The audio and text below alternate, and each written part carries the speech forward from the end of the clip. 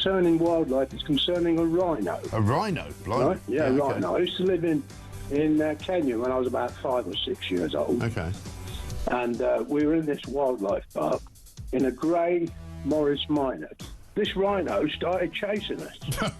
There's me and my sister in the back seat. Right. It was like something out of Jurassic Park. Yeah. We were turning around saying, "Believe it, Dad. Just put your foot down, Dad. We're in a field. Put your foot down." This rhino was chasing us. One from Mark here in Derby. Went on holiday for our first romantic holiday to Tunisia years ago. Decided to take my girl into a petting zoo. I got a bag of food to feed the animals. A giant goat then went for me, putting its front legs over my shoulders and proceeding to headbutt me over a fence into one of the pens, covering me in the food and making my nose bleed. I got out of the pen, then the goat and all his mates attacked me again, sending me running and screaming like a girl out of the zoo, with my girlfriend rolling with laughter on the floor. A tarantula climbed up the bottom of the bed on the sheet. Yeah. And it walked all the way up. It's eyeball to eyeball. Wow. And I thought to myself, what am I going to do when it climbs over my face? But then a miracle happened. It raised its 2 front legs and waved them around. And then it turned around and walked down the side of the sheet. Boris Johnson been attacked by an ostrich. The former PM was enjoying a safari trip with his family when the bird leaned into his car and went oi oi and pecked his hand. In footage shared online, he quickly jerked from the ostrich. Don't dirty minds away from the ostrich, and shouted, "Oh, Christ, get hell," before driving off. And so I just set it out there. Have you been attacked by an animal? When I was about 7, says Trevor Jenkins, on holiday in Spain in the 70s, a monkey pulled my long hair. It was long because it was the 70s. I was in floods of tears. And as the family car drove out the car park, an elephant ripped off the car mirror. We got the message. Spanish animals aren't to be trusted. Jeremy, Brittany here from the United States. I was spurred by a rooster in my right foot a few years ago. Spurred? How do you get spurred by a rooster? One here from Dan in Hampshire. Morning, Mike. As an Aussie that has been dive-bombed by our version of the Magpie, which is much bigger, across the UK, on DAB+, on your smart speaker, on your smart TV, and on your side. This is Talk.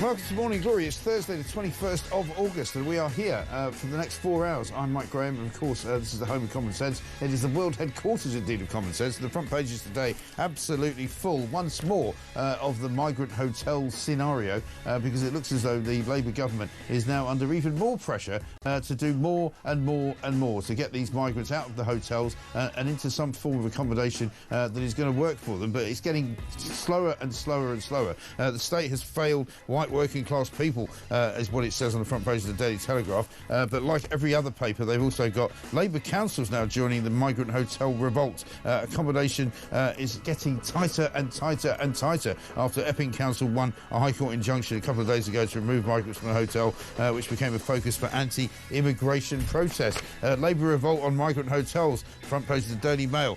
No vacancies, front page of the Sun. Migrant hotels crisis growing as councils join revolt. The Mirror, for some bizarre reason, has done an interview, or has highlighted an interview with a Somali terrorist sympathiser called Kadar Mohammed, who has already been apparently granted asylum, but he's been living in the Bell Hotel in Epping, and he's basically said that we don't want to live like this.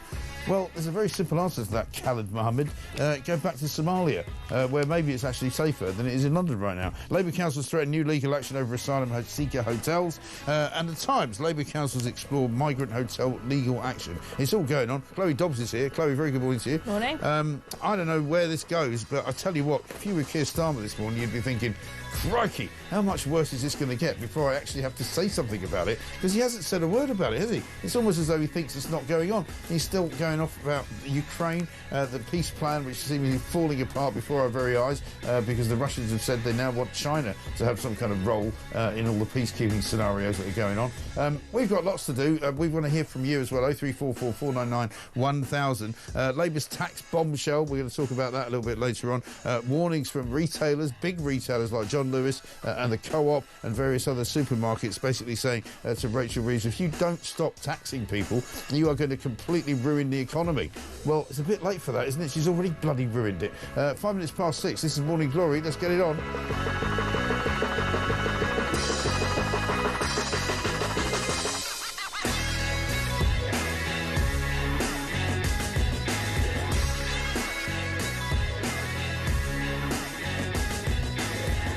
So here we are then. Once again, absolutely the front page is dominated by the migrant story, the one story that won't go away, the one story they tried to kill, the one story the BBC tried to say wasn't a story, the one story the government have tried to say isn't a story, but unfortunately it is the big story. Chloe, a very good morning to you. Morning. Isn't it extraordinary how suddenly the media has had to catch up with the fact that we've all been talking about this for years, really, and now suddenly everyone's gone, oh my goodness me, we've got a country full of hotels filled with migrants who have come from, you know, very, very backward lands, and we've got a country full of people who don't really know what they're doing here, and we're supposed to be paying for it all. Yeah, well, I mean, we've had this huge tipping point with the High Court injunction by Epping Forest Council. And, you know, well done to those mums and dads in Epping and all of the YouTubers and journalists and everyone who went out there to make a big noise about that. Clearly, it worked. And this court decision in Epping sets a huge precedent for the rest of the country. I mean, people have been asking questions for a while. Is this really legal? Putting migrants into a hotel when it technically doesn't make it a hotel, because legally a hotel... So the planning permission for the hotel has changed altogether, hasn't it? Yeah, and I think the Home Office just thought that they're too big to fail. Oh, because we're the government, we can breach planning laws. It's one rule for the rest of them and a different rule for us, right? But clearly that hasn't worked out, and people have...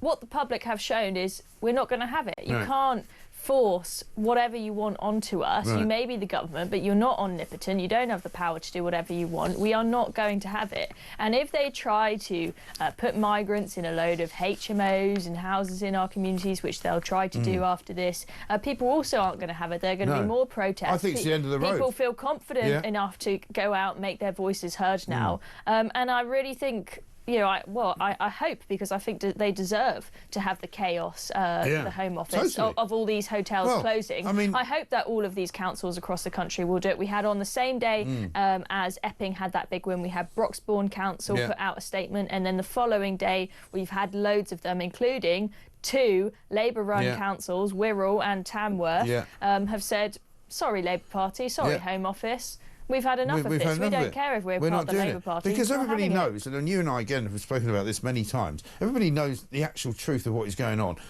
People are taking the mickey out of this country. They're coming here for all sorts of different reasons. They're not fleeing war. They're not fleeing famine. They're not fleeing torture. They're just coming here because they fancy a good go at ripping off the system. There's a bloke in the Daily Mail here, right, an asylum seeker living in a taxpayer-funded hotel in London. And this is the one at the Thistle City Barbican in London, where there was a big demonstration outside. Right, he's sitting in his room. It shows a MacBook laptop, an iMac computer, Selfridges bags, and a £580 Louis Vuitton wallet. And basically, he's from Sudan originally, apparently, but he spent the last 2 years living in Dubai before coming to Britain. And he's said to be living a sort of Silicon Valley lifestyle. He works for an investment company in the Middle East, and he says, you know, I'm having a great time. I'm living here basically rent-free. I'm living here tax-free. I'm not paying any tax at all. And he's making money for his wife, who lives in Dubai.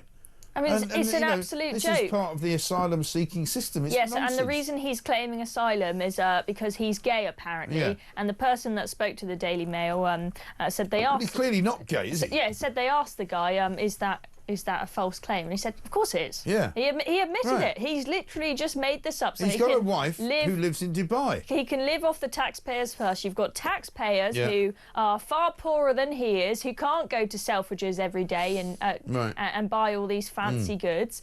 They're having to pay for this guy to be put up in a hotel, probably gets a lovely buffet 3 times a day whilst you're at home. You know, one of the stories we've got today that you've mentioned is the food retailers talking about food inflation. You've got people who are, you know, having to just eat frozen peas and chicken nuggets whilst we've got all these guys in hotels having a lovely buffet 3 times a day. It's just completely taking the mickey, and this whole Epping situation has shown people just, they're not going to take it anymore. They're not. They're not going to be willing to sit tight until 2029, or we'll just wait till Nigel Farage gets in. No, we can't take 4 more years of it. And also, this is what the government's saying, it's going to take us until this Parliament to get rid of all of these people from hotels. You know, even the Epping story showed that they're not going to do that, because they challenged the actual Epping Council challenge to them, who said, you know, we want these people out. And they went, no, we're actually going to try and get the judge to stop that from happening. So they wanted to try and keep the people in the hotel. But in this story in the Mail, it says that this Sudanese designer is being housed in one of the rooms at the top of the Barbican Hotel, often in great demand because they've got bigger, larger bedrooms and better bathrooms. And you're kind of going, sorry, the Thistle City Barbican has been at the centre of outrage for quite a long time. People have described this guy as speaking perfect English. He's very well educated, he's very calm, he's jovial, he's funny, and there are plenty of other people like him in the building. And we're getting police standing outside it, protecting these guys, and they're just literally taking the mickey out of us. I mean, I've had enough of it, and the whole country has it. And speaking of fancy hotel rooms, there was a video out the other day of a guy, one of the guys who's been streaming all of his whole journey to Britain and everything, him showing his hotel room. Is this the TikTok migrant where guy? He's got a double bed and 2 single beds and an ensuite. And I'm thinking, hang on, why aren't there 3 migrants living in that room? Why aren't they making them share to save money? But no, he's got the whole place to himself. I mean, you know, when I did a bit of travelling when I was younger, I had to stay in hostels with bunk beds full of loads of people because I couldn't afford to have hotels. That's what you do when you're young and you're travelling, right? But someone who's apparently fleeing war, right, they've got to have 3 beds to themselves and an ensuite and bouncy castle trips, and the list goes on. It really is. The tide is turning, is what it says on pages 4 and 5 of the Sun,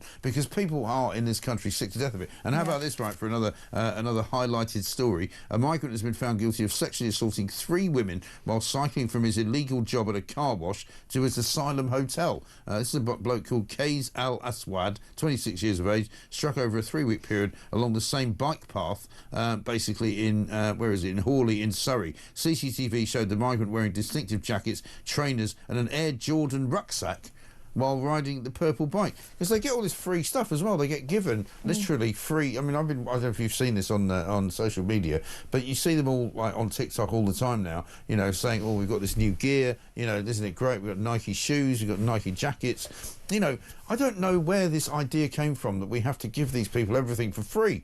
You know, show sanctuary. You have to give them those things because they're not allowed to work. First of all, they are working. Well, this guy is working. And second of all, they're getting far more than they need to get by. I mean, they've got pretty much everything gets paid for them, including if they've got a doctor's appointment, they've got the special privilege to have their transport and everything paid for, right? But then they get these 50 quid a week Aspen cards, right? And I'm thinking, when I was a kid, I didn't get anywhere near 50 quid a week pocket money. I had no pocket money and had to, you know, sell handmade cards and whatnot to try and make a few coffers to buy a new T-shirt, right? And then when I was in sixth form, my parents said, oh, well, you can buy your stationery and your clothes now. We'll give you 50 quid a month. Right. I never got 50 quid a week. 50 quid a week, no chance. And I think most kids in the country probably don't get that kind of pocket money from their parents. But these guys, they've got it all. They are living the high life. They are living the high life. And people will say, oh, no, you're just showing a very, you know,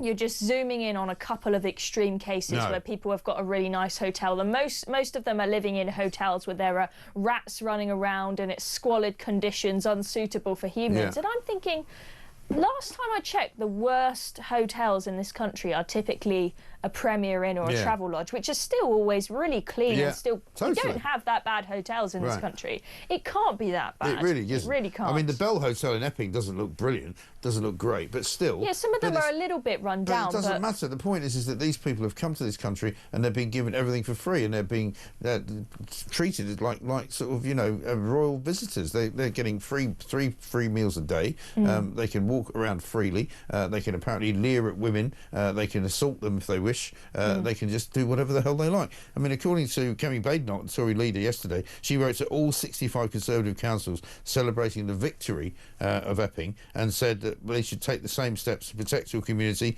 and go for it. So basically, Keir Starmer now is in a terrible bind, isn't he? Because they've got nowhere to put these people. You know, people have said, oh, is this now not a victory for common sense because they're all going to be put into HMOs, they're going to be put into houses in communities? They can't be, because there isn't the room. I mean, even if they take all of the people out of the Epping Hotel, I think there's a couple of hundred people there. There's nowhere to take them. That's a lot of houses. There's nowhere to put them. Yeah, so and the they government may have to resort to something like putting them in tents in a field. Putting them in tents in a field, that's gonna... or in some kind of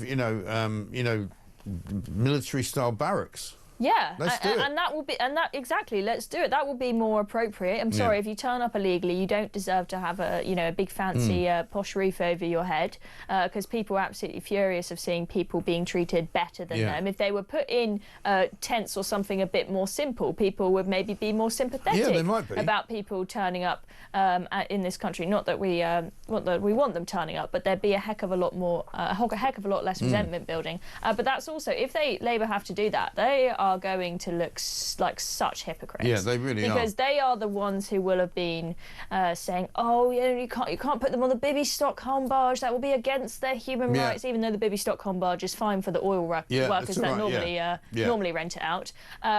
They've got a whole company of a whole fleet of these boats that they rent out to various different workers, like oil rig workers. No problem for them. But the human rights lawyers and the Labour Party were like, oh no, you can't. It's all over you for can't these possibly bozos, put them. right? If they were like that about the Bibby Stockholm barge, and then they say, guys, we're going to have to put them in tents, it's going to be hilarious. But you know what?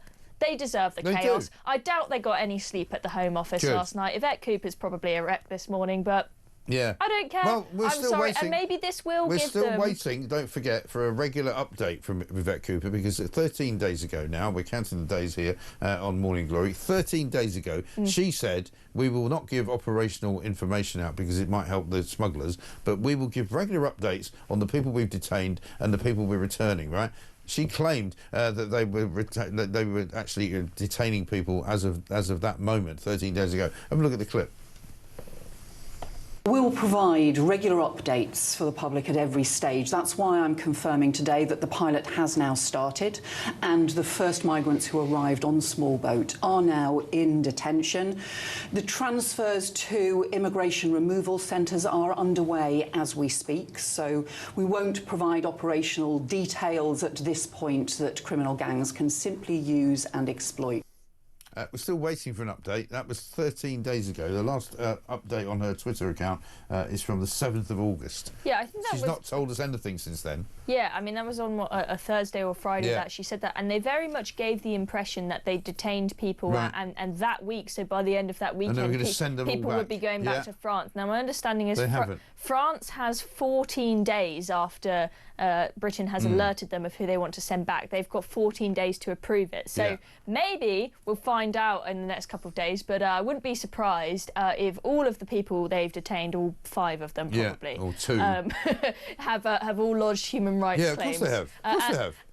And this has been a whole hoo-ha, because we've had, on this side, you've had the government saying, oh, we should be able to send them to France before any human rights claims have been tried. We can send them straight over. But the French have said, we won't take anyone unless they have no outstanding human rights claims. So there's this big disparity in what both sides are saying. Nobody knows how this is going to work. Nobody knows where in France they're actually going. I wouldn't be surprised if that's not just being kept secret from us for safety reasons, but they actually have no idea what the plan is in the Home Office. If you think that they have a plan, have a look at what Dan Jarvis, his security minister, said yesterday to Radio 4. If it's not hotels, as security minister, what is it?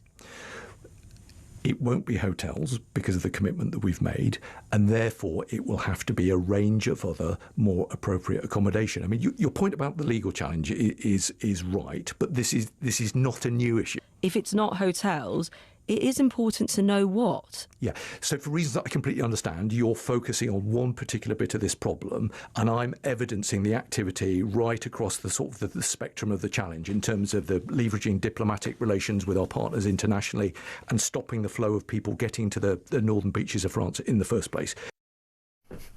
So they haven't got a clue what they're doing, have they? No. They don't know what to do.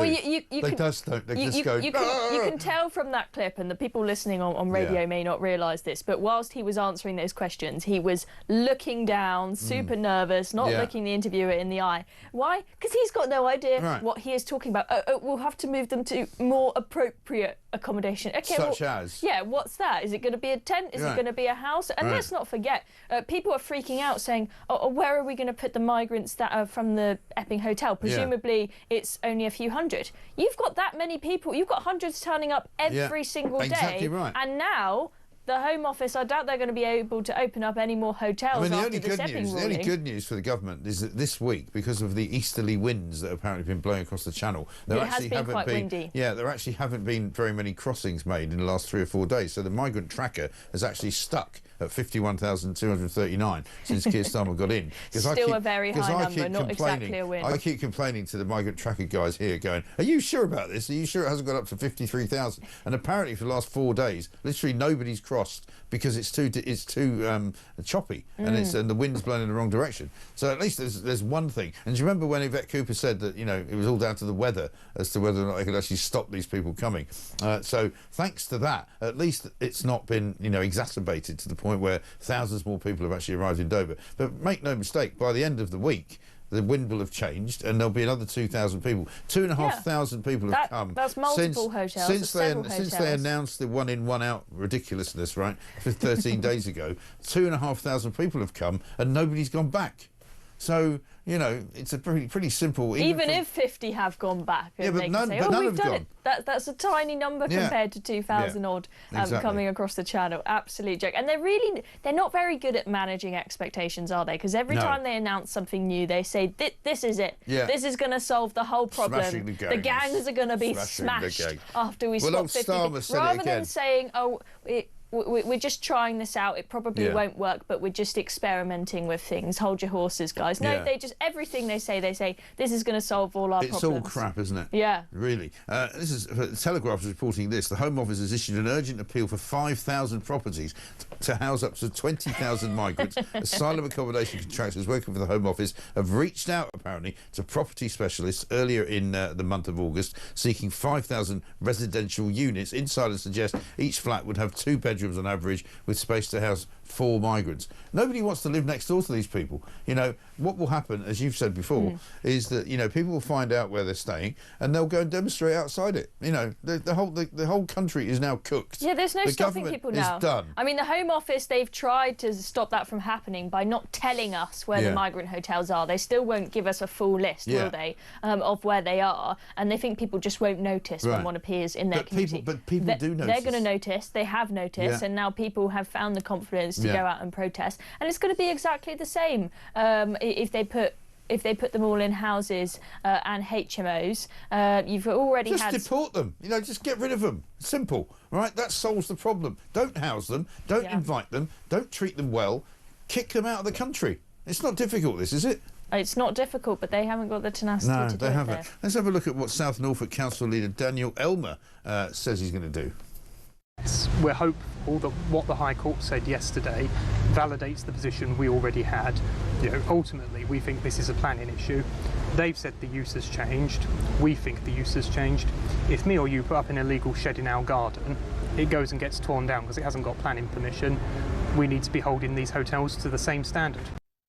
He's right. If you put up a shed in your garden, in some cases, if your leylandii grows a little bit too big, the council will come around and go, oh, you have to cut that down. You know, you put a flag up for heaven's sake. In Birmingham or Tower Hamlets, we'll get onto that in a minute. They're round like Billy-O going, you better take that down, mate. Yeah, so for safety reasons, you're not allowed flags, which is just a little bit of cloth, by the way. It won't hurt you. But safety isn't really a concern when it comes to migrants with backwards views about women going around the town causing chaos and assaulting people.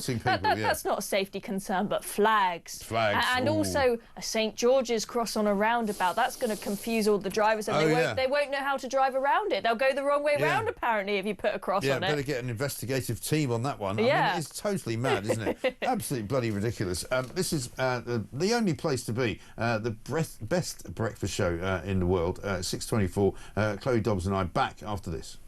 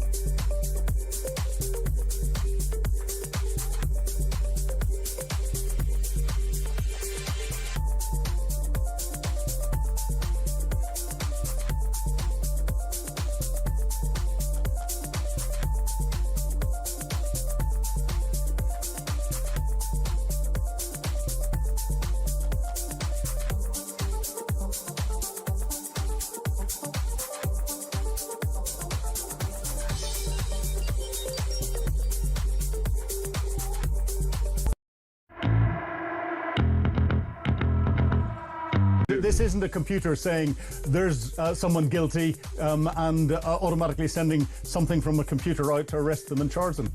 You know, the weird thing about this is that you would have thought, with the way some of the people are going on about this, is that this camera actually goes out and arrests people by itself.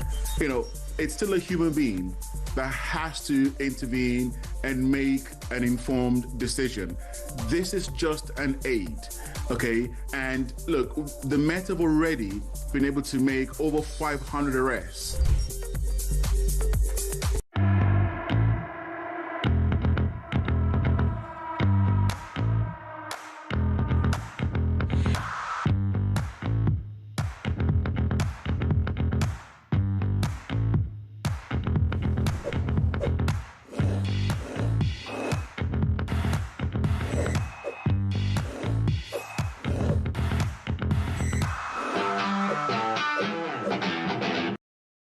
Across the UK, on DAB+, on your smart speaker, on your smart TV, and on your side.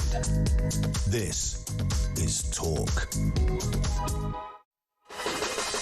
Welcome back to Morning Glory, 27 minutes past 6. I'm here with Chloe Dobbs. Mark in Selby says, Mike, it chokes me to thank Two-Tier and Yvette for anything. However, their silence and inaction over illegal immigration has stirred the British line into action. Start boxing up your free suits and get out of number 10. This is the crisis that we've been waiting for, that may, in fact, dislodge these bozos, right? Joanna from Salisbury says, Mike, I'm betting Keir Starmer's bottom lip cold sore is getting worse this morning. He's definitely biting that bottom lip now. Yeah, he must be, because he still has not ever really acknowledged that this is an issue. We'll be checking in with his Twitter account in a minute to see what's going on. But let's get a voice note first from Lee. Morning, Mike. Starmer's back. He's laying low in Scotland. He's probably got jet lag. Mike, in a time of national emergency, which is what this migrant crisis is, he needs to take urgent action. He needs to get himself back down to London, recall Parliament, declare a state of emergency, and address this number one issue that everyone in the country is fuming about. There's no point hiding away in Scotland and then disappearing off somewhere else. He needs to get himself back down here and address it. Yeah.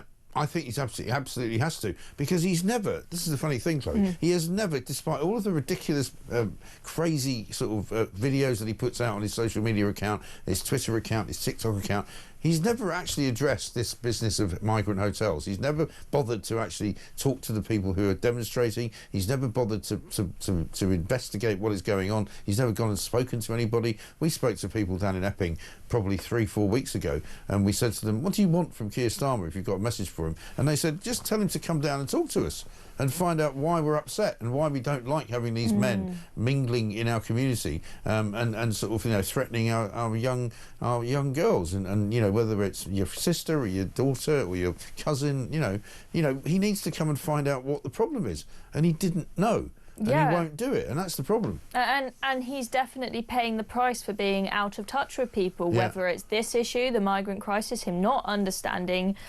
This isn't a load of racist bigots. Most of the people in Epping, a lot of them are not really even that political. They're just some mums and dads who are families concerned. And then on other things, they made a complete mess of the whole farming situation, right, by doing this tax which wasn't even going to raise that much money, but because they were out of touch and they didn't actually speak to farmers. And then, you know, the winter fuel pensioners, out of touch, didn't speak to people and caused themselves an absolute mess. And I understand if you say, you know what, I love politics, I want to go into it, I want to be Prime Minister, but I've grown up in London all my life and I don't really know what's going on around the country. I'm going to go, I'm going to make an effort to be more in touch, and I'm going to speak to people. I don't know anything about farming, so I'm going to talk to a bunch of farmers and see what... He doesn't make the effort at all. He's just more interested in going to conferences where he can have champagne and free sliders. He went to the Farmers Union conference the previous year before he was Prime Minister, and he promised them that he would not put inheritance tax on them, right? So he lied to them. That's the other thing. I mean, he's disingenuous and he's a liar. And we're going to see a lot more promises breaking in the autumn, really aren't we? This from Kate in the Wirral. Nearly fell off my chair when I saw my local council in the press for the right reasons. However, the cynic in me can't help but think that these are the actions of councillors who don't want to face the boot, not because it's the right thing to do. As I said yesterday, Nightingale hospitals went up in 6 weeks. Well, you know, whatever the reason is for these councils taking the action that they're taking, I think we've got to applaud them at least for taking on the government on behalf of their own constituents and saying, look, you know, our people do not want these migrants in our hotels. We want them moved, we want them out, we want them kicked out of the country,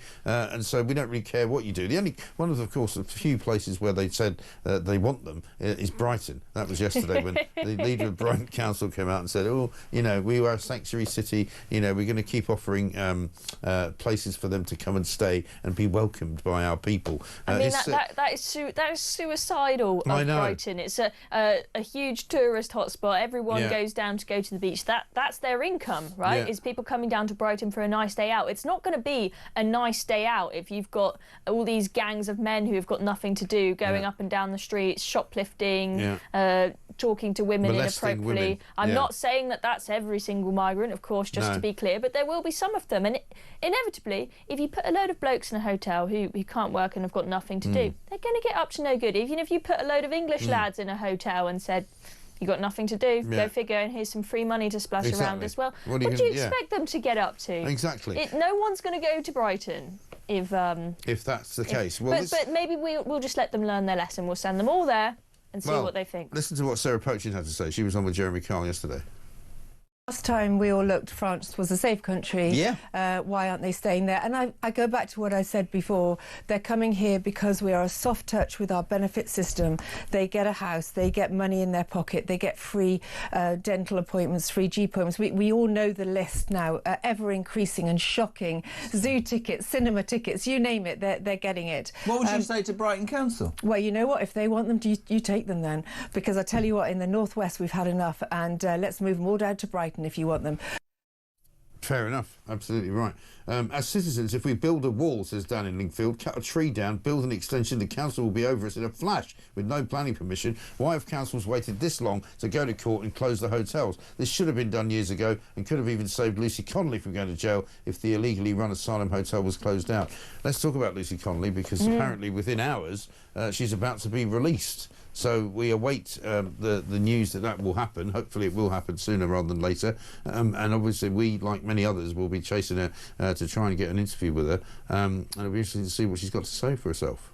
Yeah, I mean, this is a huge story, but not for Keir Starmer, because apparently he doesn't know who this woman is. You ask him about Lucy Connolly. He didn't know about it. Oh, actually, that's a great clip. We should go and find that one. Who's that? I'm not over that? the details of that case. Yeah. So Keir Starmer, I'm sure, won't be too concerned, but I think the rest of the country is going to be very happy to see her finally out of prison. It's completely insane that she was in there in the first place, and we heard all sorts of stories. We had Alison Pearson from the Telegraph. She went in to prison and spoke to her there to find out what was going on, and we were finding out that she wasn't being given the privileges that other inmates who were far more violent were allowed. They seemed to think that Lucy Connolly was less safe to, for example, visit her children and her husband. You know, she's got a 12-year-old little girl who I'm sure that poor girl is probably traumatised. And think what it's like at school. Like, oh, where's your mummy? We haven't seen her dropping you off at school lately. Oh, my mummy's in prison. Like, can you imagine having to say that to your school friends? It's horrible. I know, it's horrible. Poor girl, and no my understanding is her husband is sick and she helps take care of him, and she's not there to do that. There's no question that she's been treated more harshly than any other prisoner who's ever been sent to prison in this country because of Keir Starmer and because of the overbearing and overarching view of the government that you had to go after these people and make an example of them. There's no question in my mind. And we saw Ricky Jones, the story this week, getting basically freed because he was found not guilty of inciting a riot, even though what he said was a lot worse than what she did, and he did it to a much bigger audience. He did it live on television where he was talking about slitting people's throats. Now, I'm actually a bit of a libertarian when it comes to this, and I'm glad actually that he didn't go to prison, and I think that she shouldn't have gone to prison either. But the difference is that she pleaded guilty because she was told to plead guilty by her lawyer, who was given the instruction, make her plead guilty, tell her that she'll get off early, and tell her that she'll be able to get home soon if she does that, and then we'll just lock her up for a long time. And I think that's the most cynical thing that's happened. Yeah, I mean, I've been in various debates where I've had to talk about Lucy Connolly, and the lefty will always say, oh, no, but she pleaded guilty, therefore she is guilty. It's like, no. She didn't want to plead guilty. She was told that you're most likely to get a shorter sentence if that is what you do. We know this happens in court cases all the time. People plead guilty who don't genuinely believe that they are guilty. That is clearly the case with Lucy Connolly. And it was a great shame that she lost that appeal when she was trying to be released early. I mean, I can't remember the exact quote of what the judges said, but I thought it was a pretty pathetic Well, they basically went, there was no difference in the legal situation, so therefore we're not even going to entertain it. But let's we found the clip, I think, from Keir Starmer when he was asked about Lucy Connolly. Check this out. I'm not across the details of the particular case, but let me give you the principles that I would apply. Firstly, I'm strongly in favour of free speech. We've had free speech in this country for a very, very long time, and we protect it fiercely. I'm equally, though, against incitement to violence against other people. That has long been an offence in our country, and rightly so. And so I say, don't know the details of this case, but free speech, yes. Incitement to violence, no. How does he not know the details of the story which has been on the front pages for weeks and weeks and weeks? At the time that he was asked that question, she had been on the front pages. Alison Pearson had written about it. You know, everybody knew about Lucy Connolly, and he's pretending that he doesn't know about it. Of course he knows about it. I mean, presumably they've got a whole big press team at Number 10 that tells him what's in all the papers in the morning, right? Of course he knows about it. That's just another example of the man lying through his teeth. We're not buying it. You could see how nervous he was there. He does his and looks down because he doesn't want to. The details. Yeah, because he doesn't want to talk about it. And then he says there, oh, of course I'm completely against incitement of violence, but you had as long as it's not a Labour councillor, of course, because that's okay. You know, I know. I mean, the double standards are crazy. But there are people who were genuinely involved in violence, not just put up a tweet that they took down a few hours later, but involved in violence in the rights who've got shorter sentences than her. I keep seeing story after story of people who have raped people who are getting shorter sentences than her. That makes my blood absolutely boil. I can't remember the exact details, but I saw another story yesterday of, you know, the conviction was sexual activity with a child. Right. Less time in prison than Lucy Connolly. How can you justify that? How can you say, oh, we don't have a two-tier justice system when you have people who have literally raped children being put behind bars for less time than Lucy Connolly. There's no it's shocking. way that you can justify that disparity. Absolutely shocking. No way. Yeah, no way at all. Mike from Ottery says, Mike, how many migrants have the French sent here since one in, one out? Great show. Well, 2,500 basically is the number. It's gone very quiet in the last few days simply because the wind is blowing in the wrong direction, and it turns out that that makes it quite difficult for people to get from Calais to here. Carl in Cornwall says, morning Mike and Chloe. Yes, these illegal migrants are taking the mickey out of us, but our own politicians that allowed this to happen are also taking the mickey out of us. It's an utter scandal and everyone's fed up being gaslit and lied to. These people shouldn't be here. Detention and deportation is the only answer, and they're going to have to address it whether they like it or not. Keir Starmer and the British Labour government are going to have to go, do you know what? We're going to have to just kick these people out of the country because we've got nowhere to put them. There's not enough private houses. But how are they going to do that when they don't want to leave the ECHR? Well, I don't know. What are they going to do? But they're going to have to find a way. It may well be they all end up in tents somewhere in a field or something, and they're going to look like absolute idiots and huge hypocrites for that. And the left are going to rip each other apart because you're going to have all the human rights fanatics. And I mean, Keir Starmer is one of those. Well, Keir Starmer is also going absolutely crazy about the fact that they're in a tent. I mean, some people actually go on camping holidays, you know. People enjoy staying in a tent. It's not that bad. I've been on school trips. We went to the Isles of Scilly. We had to stay in tents for a week. I didn't die. It wasn't that posh, fine.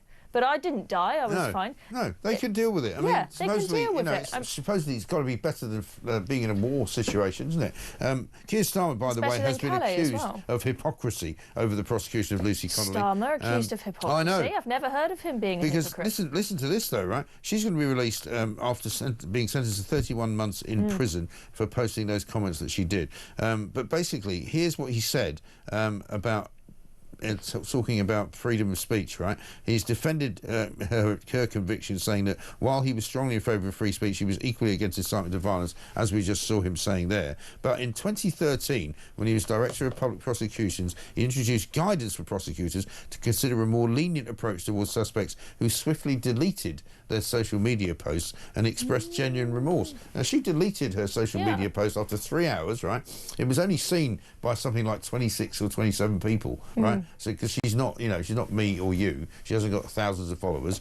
The guidance urged prosecutors to consider 4 factors where a prosecution is unlikely to be both necessary and proportionate. These included if swift and effective action has been taken by the suspect and or others, for example, service providers, to remove the communication in question or otherwise block access to it.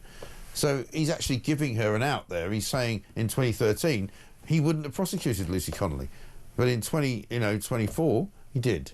I mean, what's an absolute and utter hypocrite? I mean, what a huge hypocrite. And his mate Lord Hermer was given the opportunity to review the sentencing of Lucy Connolly, and he just said no. Not he was too busy giving away the Chagos Islands. It's 6:41. We've got to run because we're running late, and this, of course, is the Home of Common Sense. We'll be back after this.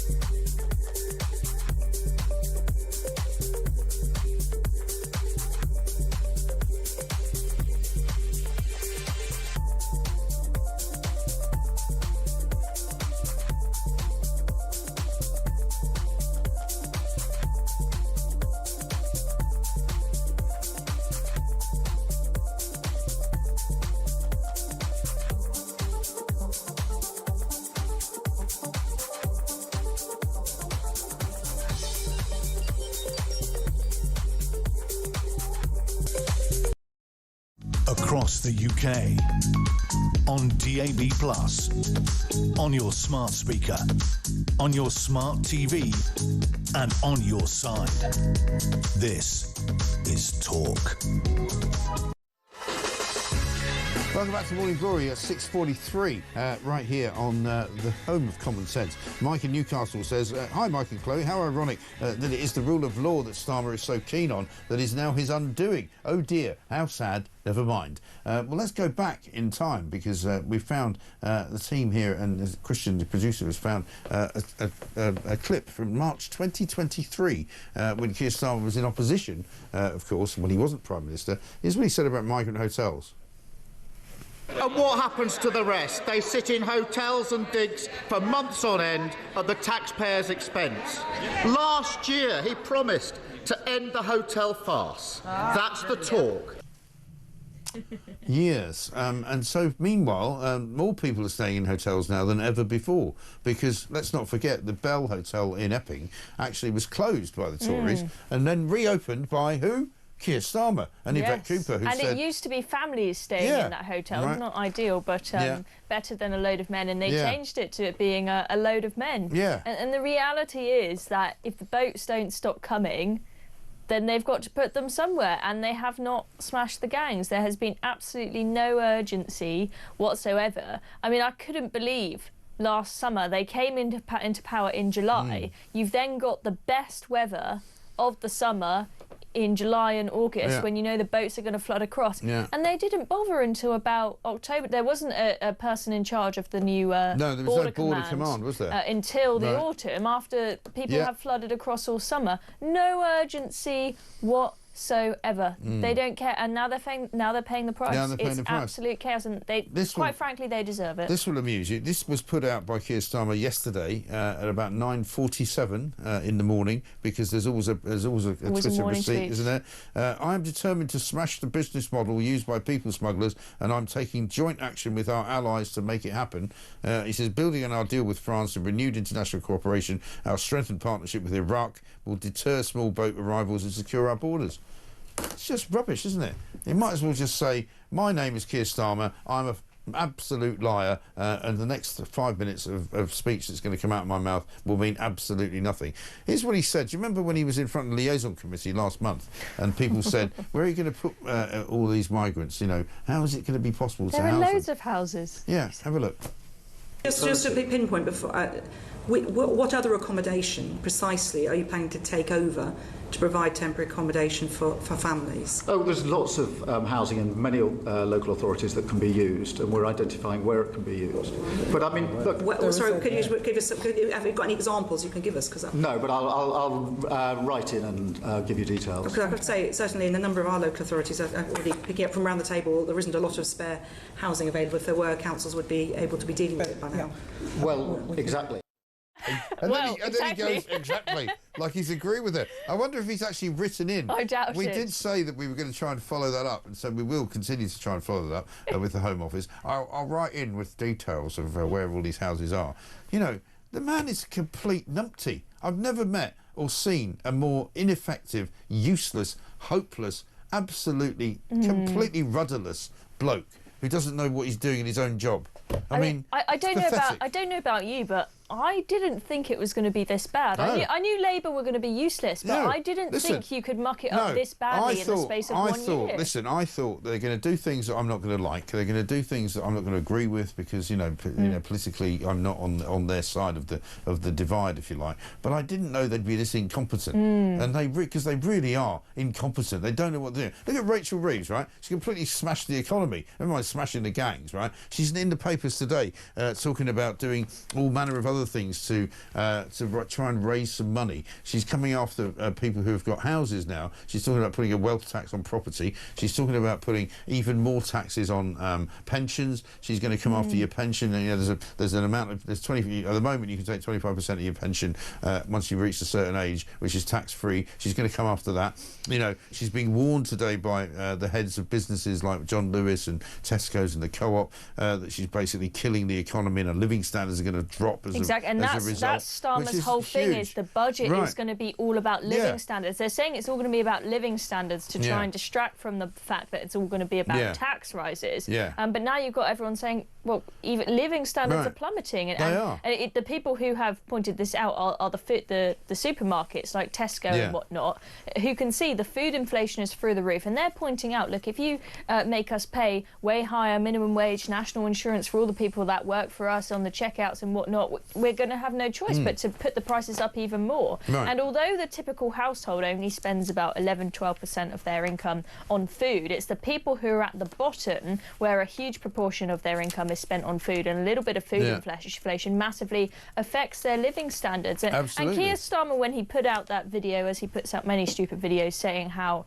living standards are going to be the focus in the autumn budget, he says, we've improved people's living standards because we have raised the minimum wage. And I'm like, hang on, loads of people have also been fired because of that hike in the minimum wage and the national insurance. Also, when they I'm sure all those people who are now out of work are not feeling like their living standards have been raised. When they talk about wages going up, the only reason wages have gone up is because they have completely skewed the system by giving public sector workers massive pay rises. You know, you give 22% to the doctors, 14% to the train drivers, that's going to put prices up, and it's going to put, wages up, because it's going to be, practically a ridiculous situation. But nobody in the private sector is doing that. But how about this, right?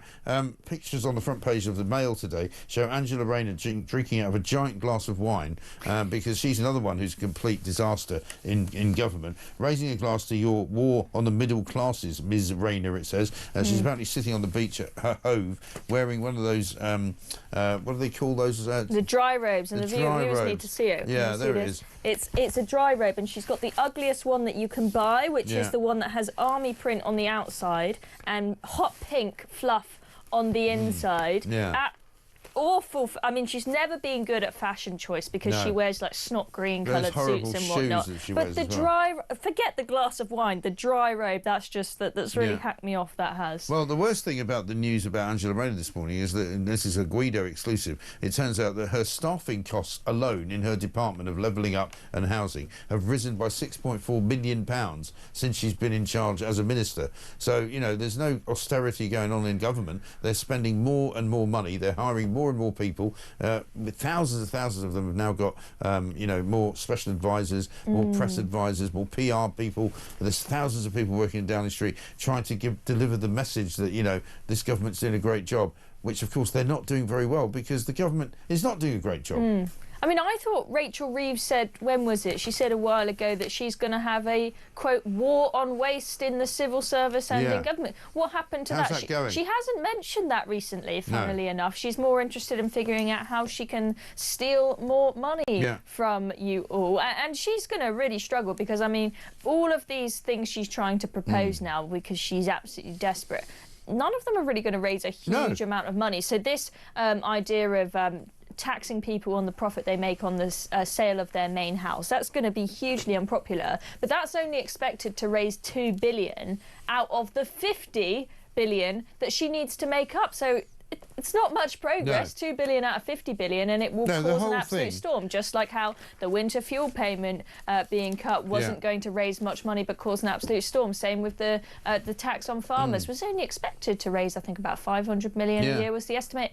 Hugely, it's less than £1 billion. Awful for their reputation. They're going to have to put up income tax. It's what they're going to do, and it's going to be a but the thing is, people are now getting more and more sophisticated about this, and they're saying, put up my income tax to pay for something decent. Don't put up my income tax to pay for migrants. Don't put it up to pay for, the unemployed. Don't put it up to pay for Ukraine. There are things that people will not pay for, and people will revolt. I'm telling you this. There's absolutely no question at all. Well, I mean, people don't mind paying. Of course, people don't like paying high taxes, but they don't mind it so much if the money is actually going on something decent. We had on the channel here yesterday or day before, Charlie, what's his surname?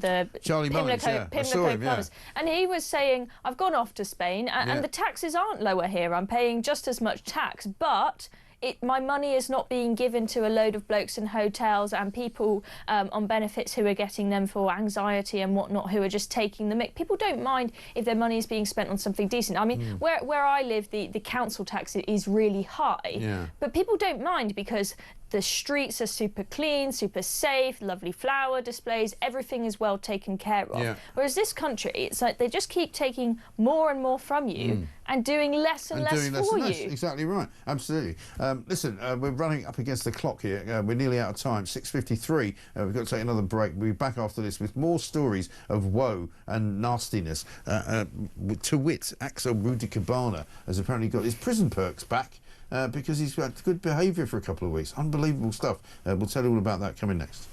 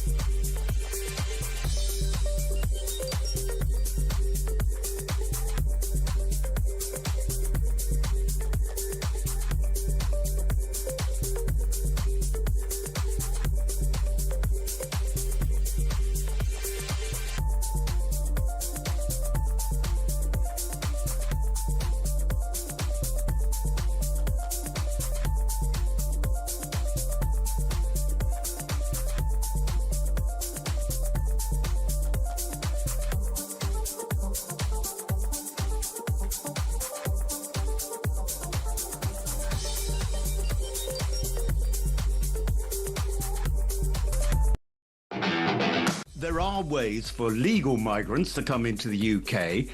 I think, first of all migrants who want to come here, and we've benefited in the past from immigration, they've got to be people who want to learn English and be a part of English or Welsh or Scottish or Northern Ireland society.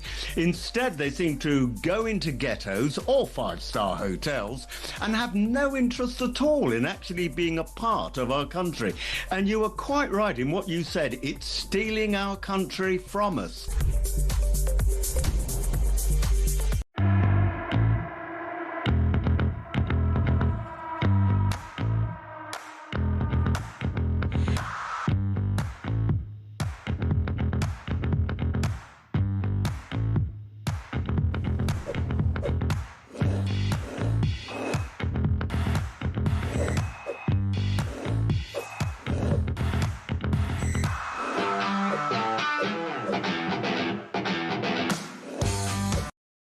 Across the UK, on DAB+, on your smart speaker, on your smart TV, and on your side.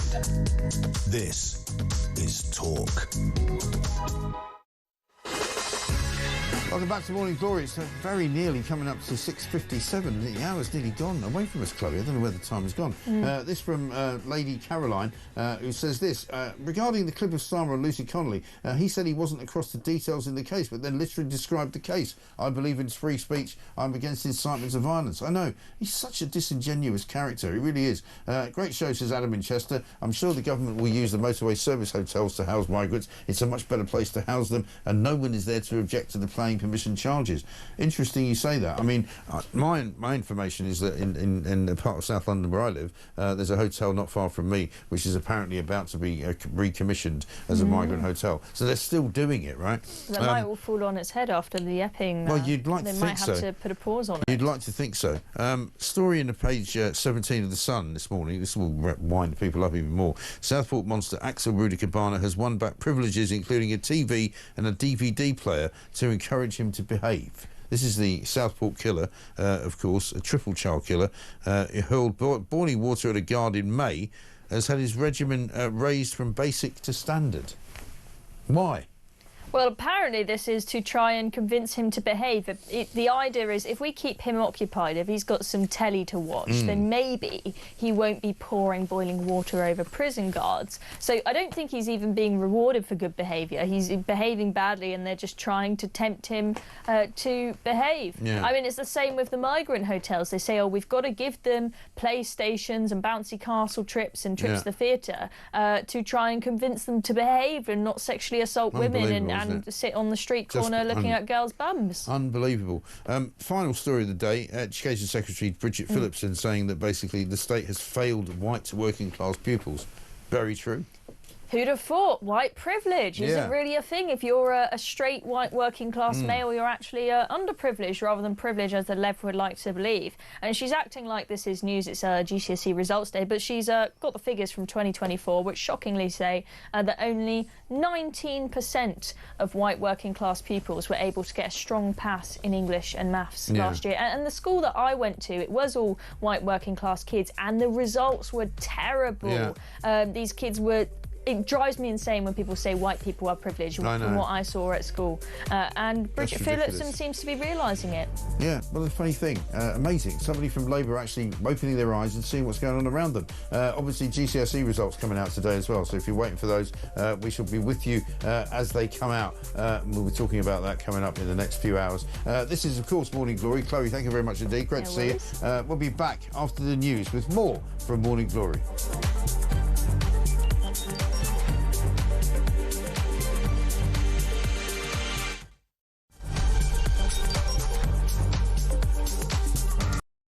How much, ladies and gentlemen? My message to people smugglers is this. I think smashing the gangs is a deterrent. Smash, smash, smash, smash the gangs. Smash the people smuggling gangs. People schmiggling puns. He couldn't even smash an avocado for a piece of toast. Or the people... What would that... The people... I think smashing the gangs is a deterrent. Well, it might be if you smashed any, if you found any. The people smash... Those... The smash... And he hasn't smashed anything. I mean, literally all he does is he smashes records every sort of couple of weeks, where more and more people come in a period of 24 hours. Smash the gangs that are running this vile trade. You're never going to smash the gangs. That's something that basically is impossible. The gangs are like the Hydra. You cut the head off and another two grow. So I did write to ministers and say that I wasn't convinced that smashing the gangs was the right sort of way of thinking about things. We will smash the gangs that undermine our security. Keir Starmer has just tweeted 15 minutes ago. He says, I know you're angry about immigration. I get it. We will smash the people smuggling gangs at source. Maybe I'll just read it all in his accent, shall I? There is no return to freedom of movement. We have left the EU. I do not accept that prevents us working with other police units here, with prosecutors here, to smash the gangs. Well, I'm sure the smuggling gangs are absolutely quaking in their boots now. Keir Starmer's on their case. Solving this issue, smashing the gangs, is that the impossible dream, Tom? It really seems beyond him at the minute, I have to say. We're going to get the evil people smugglers and we're going to smash them, we're going to put them in jail. That will solve the migrant crisis. Prime Minister Keir Starmer's promise to smash the gangs has resulted in just 5 convictions. Hurrah for operating small boats. So what he really wants to say is that this policy of smashing the gangs is a total and utter disaster. There isn't a cat in hell's chance that it's going to work. It's crap. It's crap. That's what he's basically saying. I know you're angry about immigration. I get it. Mark my words, I will take back control of our borders. That means cutting migration, ending the use of asylum hotels and ramping up our efforts to stop small boat crossings. It's like a parallel universe, the real world, as told by the impressive David Bolt, and Keir Starmer and Rachel Reeves' fantasy world. We will smash the people smuggling gangs at source. Across the UK, on DAB+, on your smart speaker, on your smart TV, and on your side. This is Talk.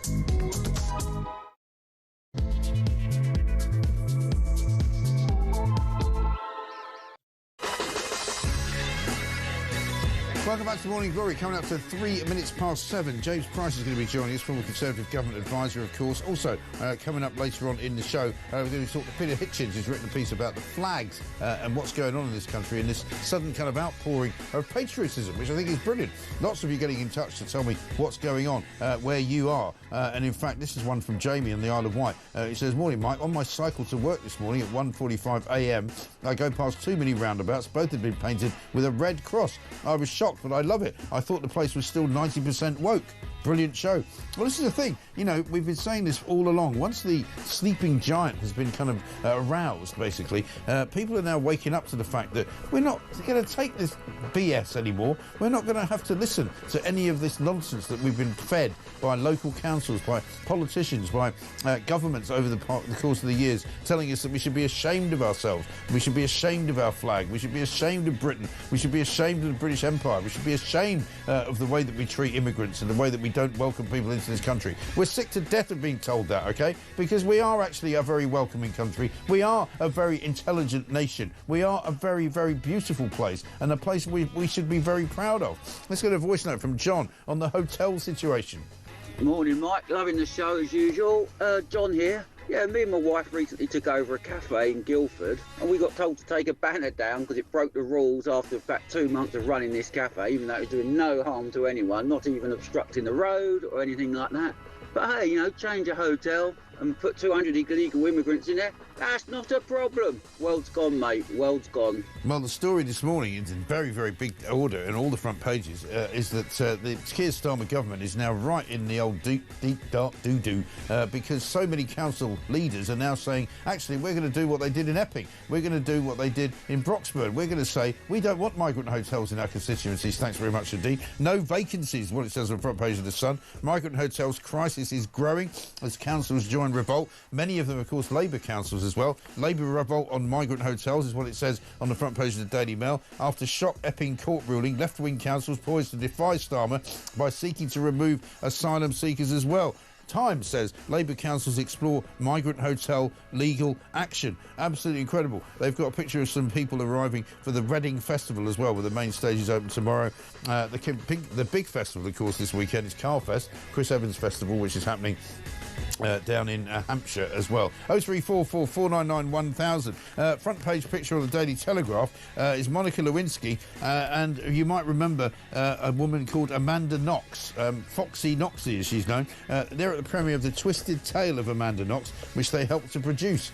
We might get into that in a little while as well. 0344 499 1000. Rachel Reeves accused of diminishing our living standards as well by being the world's most useless Chancellor. Richard III, Rachel Thieves, whatever you call her. This is Morning Glory.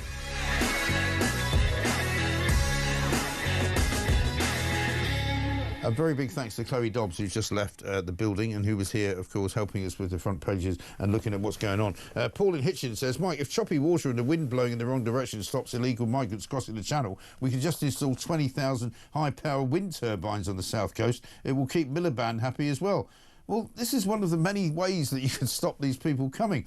Morning, Mike, says Keith. Let's hope when all these freeloaders are removed from the hotels, the government might use the hotels to rehome all those unfortunate British people evicted from rented properties for the migrants. Well, this is where the problem now is beginning to move, because what we now know is that Keir Starmer, who has not yet in any way, shape or form addressed the people who are protesting against these migrant hotels, who has never actually taken account of what they've said, who has never acknowledged the fact that this country is sick to death of these freeloading scumbags coming here and getting free everything, right? He's never said that this is a bad thing. He's never acknowledged that the people don't want it. And now, look where he is. He's now up a gum tree. Up the creek without a paddle, whatever you want to say. Let's talk to James Price, former Conservative Government Advisor. James, very good morning to you. Hello, my friend. Loved your start to this hour of the show of what a great country this still is. As Tennyson once said, though much is taken, much abides. Yes, it's absolutely true. And I think we've awoken somehow. I don't know where the word woke came from originally, and I know that somebody will tell me that it's all to do with, you know, the South in America, and it was all about, you know, racial harmony and la-li-la-li-la. But we have suddenly awoken in this country. You know, people are painting flags of St. George on roundabouts. People are putting up Union Jacks in their street. People are defying authority and saying, you know what, bugger you, I'm going to do what I want. I'm going to actually shout loud and proud that I'm British, and I'm really rather proud of it, and I like it. And all of these bloody migrants who have come here can get lost. It's simple as that. We're reclaiming the word woke, right? We are. I'm reclaiming it. We've awoken into a state of what I would call kind of, very, very happy and forward-looking thinking. Yeah, well, we've awoken from a nightmare, right? I think that's what we've all kind of collectively realised, and that it's no good the government trying to, in the language to gaslight us anymore, because it's just plain as day for everybody to see the kind of dark state that the country has been stuck in for a long time now. Yeah. And I think it's interesting that as more and more and more of these illegal migrants come over, and frankly also lots of legal migrants of incredibly low skills who have managed to cheat the system and come in on skilled worker visas where the only skill is having a cousin or an auntie or someone who's already here to help fudge it, and this idea that you need to be highly skilled in order to do the most low-skilled work. So we've seen millions of legal migrants. And by the way, that the public in general is very angry about legal migration as well, even though when you poll the public, they think that legal migration is about 10 times lower than it actually is. We're also very angry, obviously, about some of the images that people who are watching this live stream now can see. People coming over on the small boats. They get their phones out when they're in Paris and take photos outside the Eiffel Tower, and they do like a kind of road trip all the way along. And so obviously this idea that they're all from war-torn countries is completely for the birds, and people recognise that. It's only the politicians today who don't. It's worth saying, by the way, that 20 years ago, when Tony Blair was still the Prime Minister, he acknowledged, for all his many sins and faults, that most of the people claiming asylum were bogus claimants, making up sob stories, and that only about 5% or so of asylum claims were actually accepted 20 years ago. Well, from last year, it was about 66%. Over 2/3 of people were accepted. Do we really think the world has got that much worse in 20 years? Of course not. We've just got softer. Yeah, exactly right. And these people have started coming here because they know that they will get a soft touch, and they know that once they've set foot on the land, they will probably never leave. You know, this whole one-in, one-out cobblers that was announced 13 days ago by Yvette Cooper and Keir Starmer has resulted in 2,500 people coming in and not one of them leaving. And they promised us constant updates. They promised us regular updates. We've had no updates at all because they haven't done anything. No, I mean, I don't understand how stupid this government is. I'm really, I had low expectations for them, and they've exceeded even those. But this idea of calling it one in, one out, when, as you can say, well, it's hardly true, is it? 2,500 people have come in. It's more like one maybe out occasionally, like he can complain under the European Convention on Human Rights, ECHR, his right to a future family life. 19 in, right? That's not exactly as catchy a slogan. Really? The Home Office is vaguely aware, and the ministers are now vaguely aware, after being in the job for a year or so, that nothing they're willing to do is going to change anything at all, because they're not willing to change the fundamental legal structures that they'll need to in order to fix this. So they just come out with any old cobblers as an announcement to try and fill the pages and try and distract people. But that's essentially just lying. And as you say, the great people of this country have now completely and comprehensively seen through it. They really have. I mean, do you think, like I do, that this is a bit of an existential threat as well to this government's kind of ability to govern the country? Because if they can't sort this situation out, and I don't know that they can, they can't really do anything, can they? No, you're exactly right. This is the bit that once listeners and viewers understand this, everything will become crystal clear. If you take a pretty dim view of politicians and think they're not really actually in it to help the country and all the rest, which I don't think is always fair, you assume the one thing they will actually want to do is keep hold of their job, keep hold of their seat, get re-elected. And yet they're not willing even to do the things they need to do in order to get re-elected. So what are they doing? What is the impetus that's driving them? It's the fact that their mates in fancy Islington will not invite them to nice dinner parties if they're being seen to be mean to the poor crying Somalian blokes who have left their wives and children thousands of miles away in not very nice countries to come here in search of an easier life. And it's this rest of this structure around that says if you do this, it will be illegal, it will be breaking international law, and the activists will tell you that you're a racist and a bad person. You've got these other pressures on them that seem to matter to the politicians more than holding on to their seats. And once you realise that these are not rational actors, and these are not people who are even listening to democracy, because it's only 200 people changed jobs last year when Starmer came in, 100 ministers and 100 special advisors across the whole of government, and those special advisors, spads like I used to be, don't even have any actual power to boss civil servants around. You realise that almost everybody is exactly the same, and that's why nothing has changed. And that's why I think people are getting so angry, because that mechanism for changing course, which was the election, has done nothing but make it much, much worse. No question at all. And as if you didn't need another totemic kind of, sign, the Keir Starmer regime is completely and utterly bereft of any sort of heart and any kind of soul and any kind of brains. Lucy Connolly gets released probably later on today. Have a look at this, right? This is when Keir Starmer was asked last year, in the midst of all of the furore around Lucy Connolly being put in prison, having been sort of, revealed to have been a housewife who just made a rather stupid mistake. Check out what he said. I'm not across the details of the particular case, but let me give you the principles that I would apply. Firstly, I'm strongly in favour of free speech. We've had free speech in this country for a very, very long time, and we protect it fiercely. I'm equally, though, against incitement to violence against other people. That has long been an offence in our country, and rightly so. And so I say, don't know the details of this case, but free speech, yes. Incitement to violence, no. I mean, he literally is... I mean, it's all about gaslighting. I mean, does he think we're stupid? He's actually said that the most high-profile case of a woman being sent to prison for a tweet... He's not familiar with the case, not familiar with the details. I mean, what's wrong with him?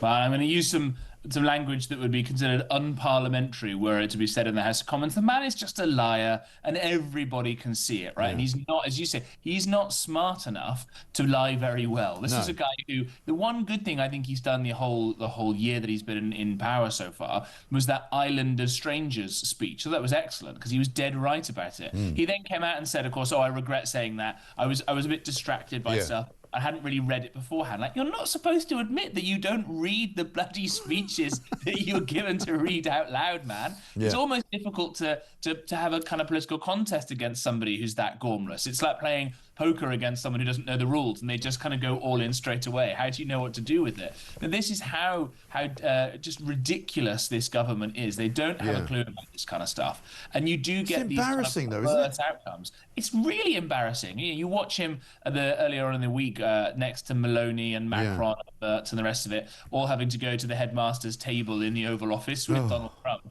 Right? This is the man representing us on the world stage. I've been in America for the last week and a half and then watching some of the news on it and the way that they fail even to pronounce his name properly, Keir Starmer and things like that, shows he's not exactly cut through on the world stage as a kind of giant totemic statesman.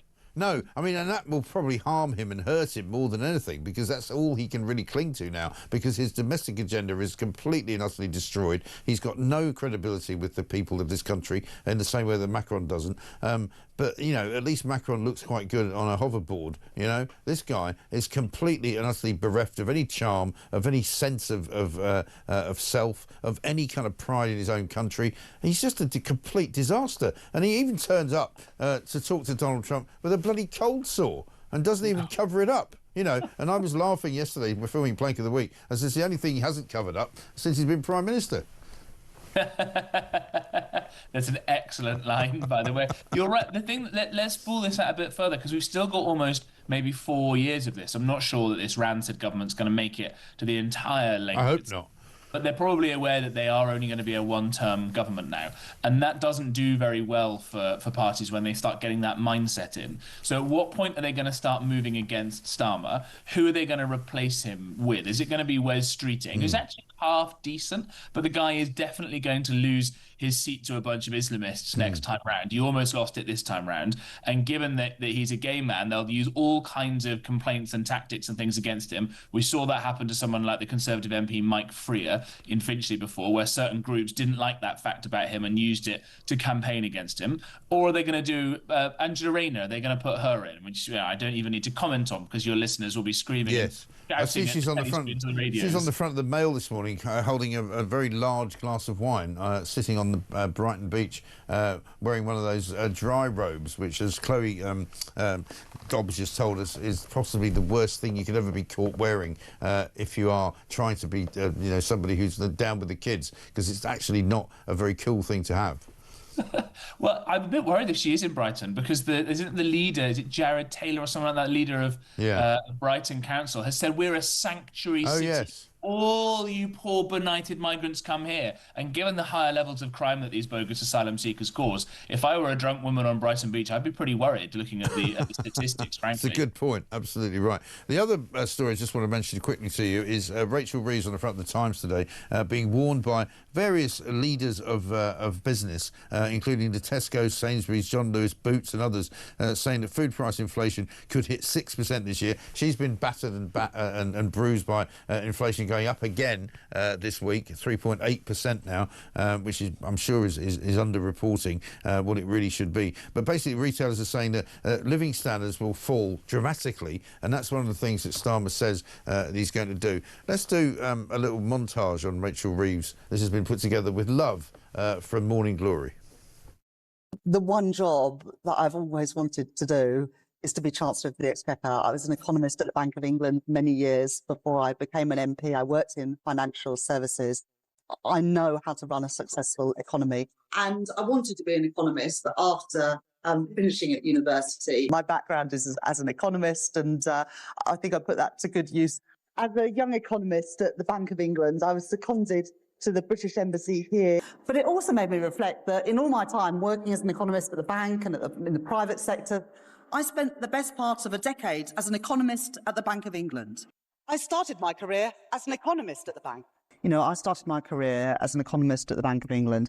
I know how important it is to have low and stable inflation. Yeah, I don't know what to say about that, really, other than this is entirely in a government of self-delusion, isn't it? Well, it's hard to tell, isn't it? Is it self-delusion, or are they just liars? Yeah.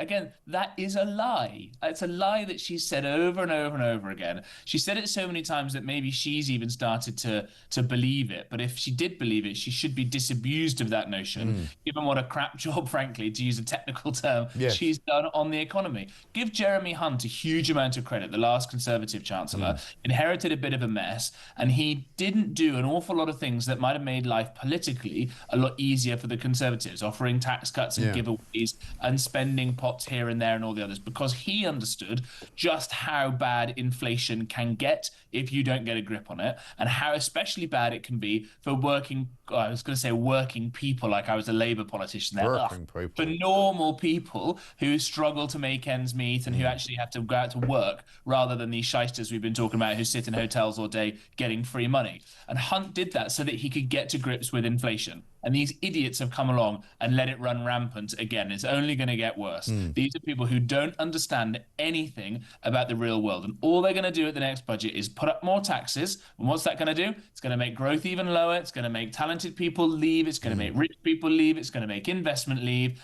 Just at the same time as they're going to keep letting more and more economically illiterate third worlders come into this country. We don't want that. And so that's why I, like millions of other people, will be putting up my St. George's cross today and putting up my Union Jack. Because people know Mrs. P is an American, and this will really upset them, we'll put up some stars and stripes as well to rub it in. Fantastic. Brilliant. Excellent stuff. Very good to see you, James, and I look forward to a post of yours later on, perhaps, with the fluttering flags flying around the house, because absolutely people have got a new sense of pride about their nation, a new sense of pride about themselves, and a new sense of absolute determination not to be downtrodden by this useless, crappy government who have got no clue about how to run the country, how to run the economy, and their only answer for anything is to go, oh, well, we have to offer a nice place for these people to come and live in because, they're downtrodden. Absolute BS. Let's get a voice note from Dan. The government are really in the doo-doo. If they're forced to shut down all these hotels, the only solution to the government is to put them into houses of multiple occupancy. You've got 30,000 migrants. That's 7,500 houses with 4 migrants in each. I just don't understand how they're going to do that. What the hell are they going to do? It's their problem. They've created it. Good luck. Yeah, I think that's absolutely right. Surely any hotel which is housing migrants is breaking the law regardless of which Labour area they are in, says Alan in Merseyside. And Brad in Colchester says, can you wish my beautiful fiancée Natalie McCarthy a happy 40th birthday, please? She's a big fan of yours. Absolutely. Happy birthday, Natalie. This is Morning Glory.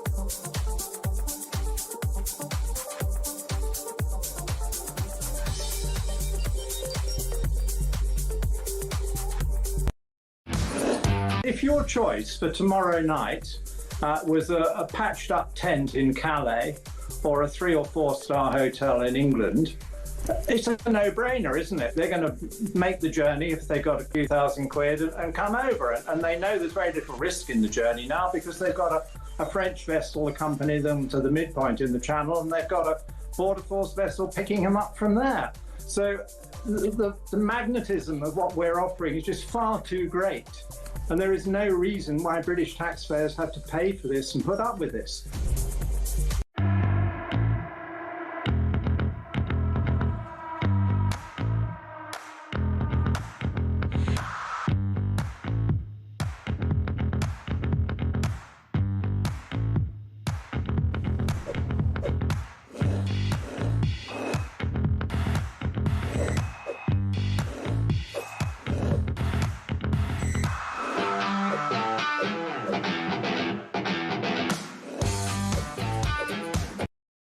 Across the UK, on DAB+, on your smart speaker, on your smart TV, and on your side. This is Talk.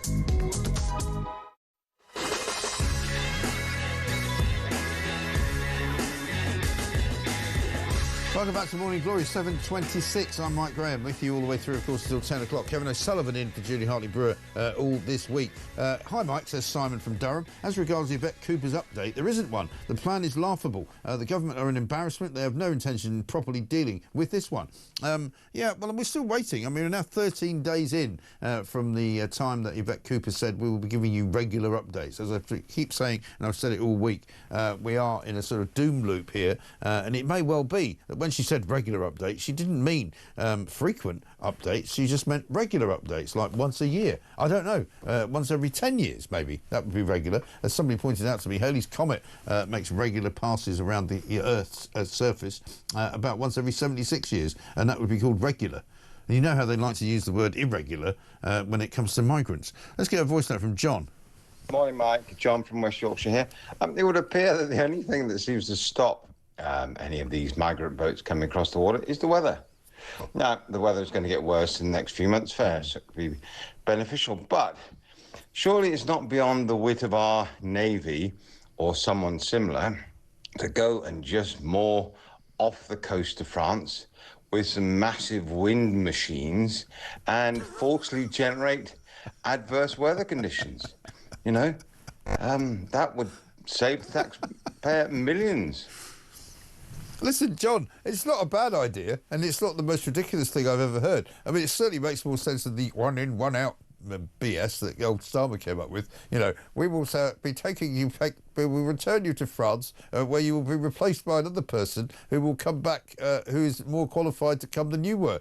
You know, that's completely mad. But you're right. You know, the thing is, I've been sort of railing against the migrant tracker over the past few days of this week, saying that, you know, it's clearly not up to date, because surely we must have reached now 53,000. But the reason it hasn't moved, is 51,239 since summer got in, is because nobody's come for the last 4 days because of the weather, because the wind's blowing apparently in the wrong direction. So it makes it more difficult to cross the channel. But rest assured, once that changes and once the wind moves, we'll be back to normal.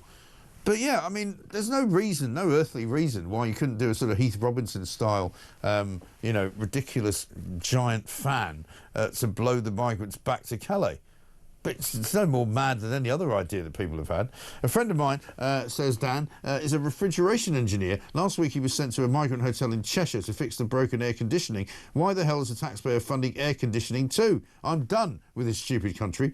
And Gavin from Powys says this. Powys Council in South Wales have agreed a deal with the Home Office to house asylum seekers and illegal migrants in new council houses for a 10-year period. So we will have undocumented illegal migrants in our communities or next door.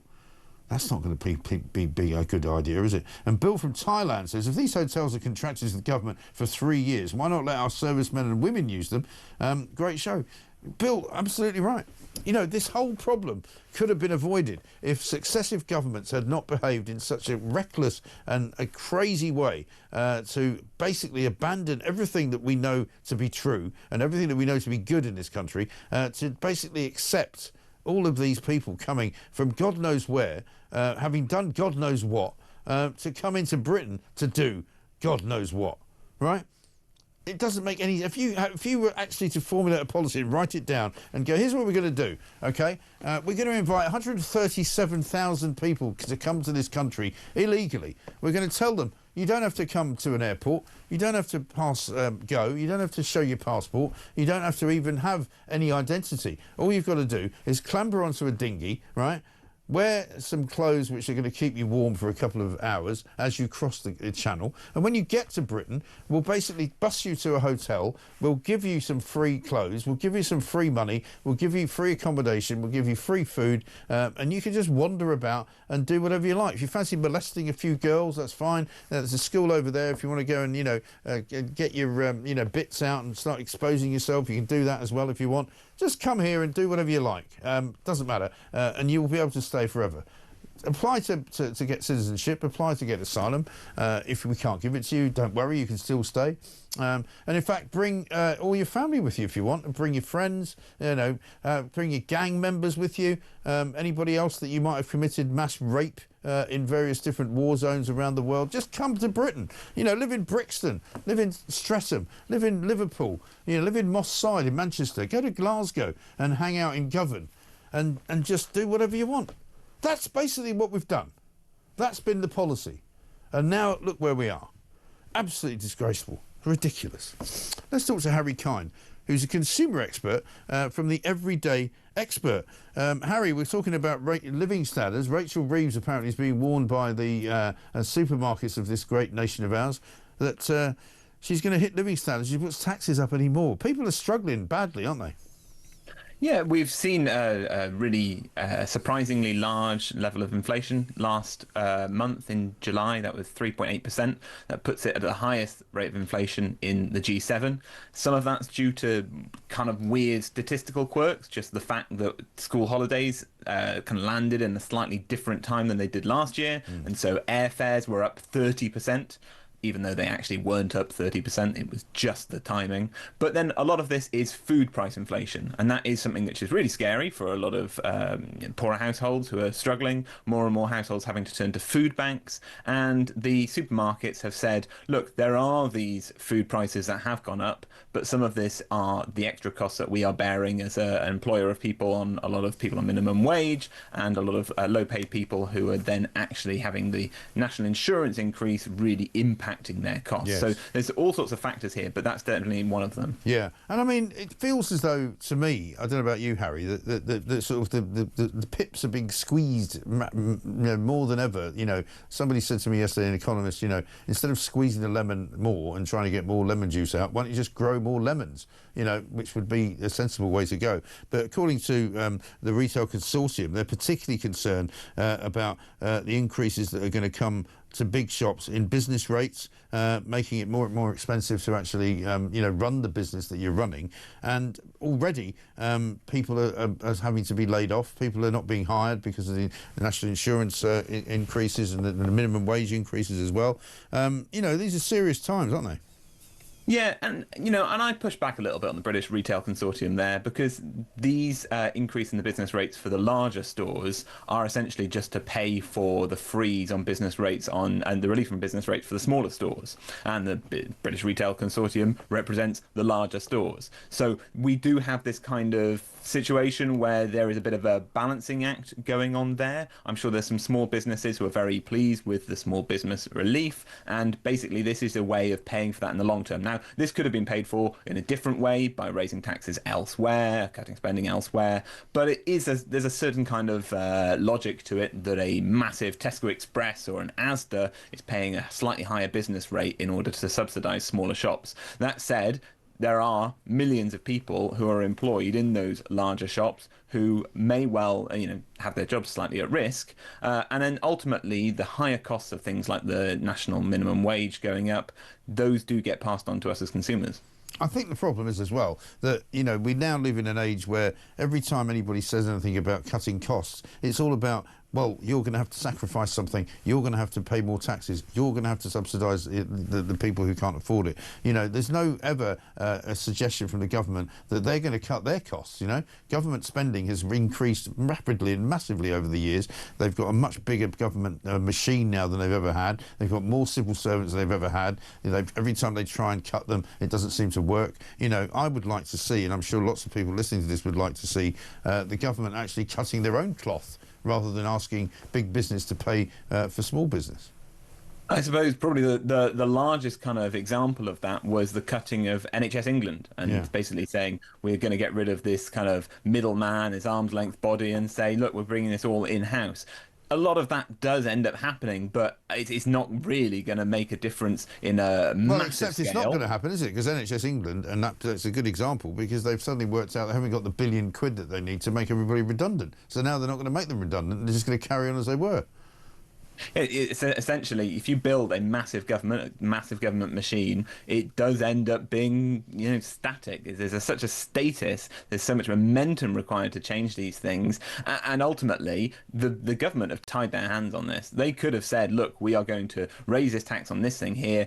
But instead they said no VAT, no income tax, no changes there. And so actually they are really fiddling around in the edges, which is why we see this kind of change in the national insurance rate, and why we're looking at things like changing property taxes in a way to try and raise money that doesn't involve the income tax. Yeah. And a big problem for Rachel Reeves, of course, is inflation. A big piece on the front page of the FT today points out that our inflation is now so much higher. I mean, they're always going on about how our economy is performing so much better than everybody else's in the G7. But actually, when you look at inflation rates in the Eurozone, for example, pretty much holding steady in most of the countries of the Eurozone at 2%. So we're nearly double that. Yeah, I mean, looking at France, they're even at 0.9% last month. So there's something happening there that we're not following. And so what's that all about then? How are they keeping their inflation so low?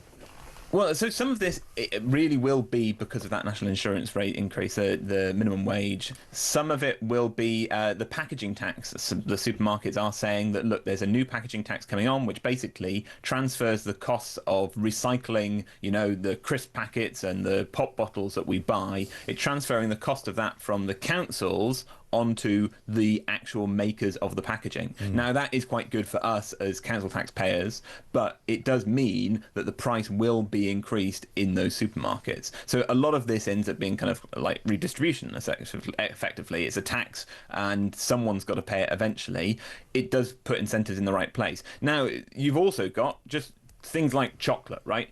chocolate, we had the highest spike in the prices of cocoa in the history of the chocolate machine at the beginning of January. We've had inflation in cocoa and chocolate products going up by 18% in just a year. So you have these massive increases on just general foodstuffs, and that's down to things like weather. So whether though that can explain the differences between our inflation and France and Germany is another thing. And then that because I mean, is chocolate more expensive? Is chocolate more expensive in France than it is here? Is it cheaper than it is here? I mean, I don't know. And then the services as well. So well, after if you strip away all of these kind of small items, you know, the weird quirks of airfares, of particular foodstuffs, of milk, for example, petrol costs, and you get down to core inflation and services inflation, that's what economists are really worried about, because those are a lot higher than was expected. And while we might see in August some of these kind of big ticket items disappear, that core inflation being higher than it should be is going to worry people. And the Bank of England now is almost, you know, it's almost impossible that they lower interest rates any further. So for people who are hoping to remortgage their houses and get a better deal, they're not going to get quite the great deal that they would have hoped at the beginning of this year. Yeah, no, indeed. Well, property is another problem, which is apparently Rachel Reeves appears to have killed off altogether as far as the property market goes. Harry Kine, thank you very much indeed, consumer expert at the Everyday Expert. I mean, the problem for all of us is that everything seems to be going up. According to the piece in the Times, food prices will rise further this year as a result, driving up household bills just as winter energy costs kick in. This is a letter that's been written by the Retail Consortium. We have done everything we can to shield our customers from the worst inflationary pressures, but as they persist, it is becoming more and more challenging for us to absorb the cost pressures we face. Food prices, which have begun to ease, are now once again climbing. And, you know, you and I have this conversation on a regular basis. You know very well, as I do, that everything is going up in price. So there's no question that it's down at 4% or 3.8%. It's far higher than that. Every time you go to the supermarket, whatever it is that you're buying has gone up in price again. Mel Stride put this video out yesterday about employers' national insurance and how it's wrecking the economy. So this is a recent payslip. Yeah. And you can see the increases here. And here, Spencer, is your problem. Because this is the national insurance, the employer's national insurance. That's the bit that's rocketing up. And it's just making it so expensive to employ people. Yeah, it's very difficult. I mean, this isn't a payslip. It's the difference between a business surviving or going under. Yeah, I mean, I spoke to people, friends of mine who run businesses, and some of them employ several hundred people. Many of them have said to me, my prices have gone up, the cost of running the business has gone up by £100,000 or maybe £200,000 a year. And that's not sustainable. People can't afford to pay that. It's absolutely ridiculous. Els Bell says in Shropshire, there is no way this government can continue. They have no mandate now. Remember, you said from the start, something will happen and it will end this government. Well, something has added one too many straws to that camel's back, says Els Bells. Absolutely right. One from Glyn in Catterick says, you just watch the government claim victory over fewer boat crossings when we know it is the weather, just like the Tories did last year. Great show, sir. Indeed. Here from Steve, no matter what the politics of any local councillors are, it must be dawning on them all that this country is being destroyed by Starmer and his useless government. Exactly right. And Sharon from Staffordshire says, Yoel voted for Labour because Yoel didn't want Rishi to be PM. But I can guarantee you that if Rishi was still Prime Minister, our country would not be in this state. Shame on Yoel. Stop moaning. It's all your fault. Well, I certainly didn't vote Labour. Many of you did not vote Labour. An awful lot of people didn't vote at all. Because the Labour government, while they are given a massive majority and they are technically in charge of this country and will be for the next several years, I think they're teetering on the brink. I really do. I think they are. I think things are going from bad to worse, and every single day they get closer to the abyss, and pretty soon they're going to fall into it. And we're going to have to not be dragged into it with them. We're going to have to stand tall on the outside of the abyss and go, no, we're not going there. We are not. We are absolutely going to stay where we are. Let's get a voice note from Pete. At this stage, with all these protests outside the illegal immigrant hotels, Starmer must be thick, right, or trying to bury his head in the sand to work out the fact that he's never going to get back in power again. He's pushed the British people too far. As for these immigrants getting here, stop escorting them halfway across. Stop the benefits. Just put them straight in tents when they get here. No freebies. They will stop coming. It's common sense. They will stop coming. And the ones that do come, see if they are illegal to be here or, should be here. If not, put them on a ship and send them to the Falkland Islands to another tented camp until they agree or plead to be deported back to where they came from, because no one's in danger in France. Yeah, absolutely right. Pete, thank you very much indeed. Lots more of you to hear from. 0344 499 1000 is the number to leave us a voice note or to call. 87222 is a text number, and you can find us, of course, on X as well, at talkTV. This is Morning Glory.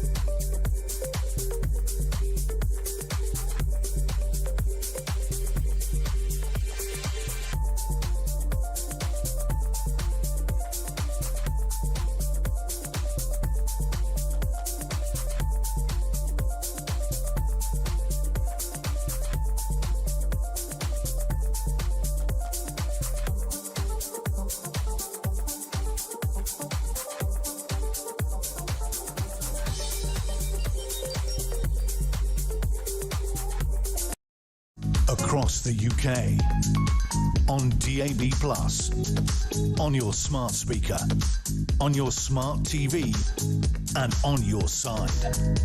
This is Talk.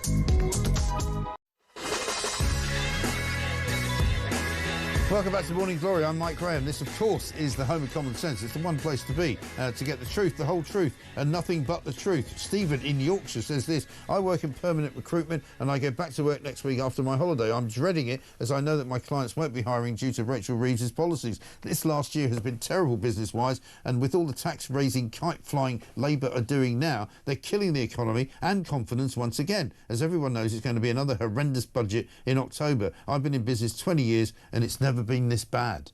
Blimey. I'll tell you what I've been sent as well is a Rachel Reeves tweet from 2022, the 20th of February to be precise, and this is what it says. Those feeling the crunch from rising inflation and soaring prices have a clear message for the Conservatives. Stop piling taxes on working people. That's what she said. And then Labour will tax fairly, spend wisely and boost our economy so we can escape this high tax, low growth trap. Well, you haven't really done a very good job of escaping the high tax, low growth trap, because you put taxes up and you put growth down. So, in fact, what you've done is the exact opposite of what you said you wanted to do in 2022, which is the usual rules, really, isn't it? Because these ridiculous kind of hypocrites running this country, and I make no distinction between the Conservatives and the Labour Party, by the way, are ruining everything. You know, despite all of that, some of us still managed to make a few quid. One of them, of course, is Simon Calder, travel correspondent of The Independent, who's still suffering slings and arrows of outrageous fortune, but still gainfully employed. Simon, very good morning to you.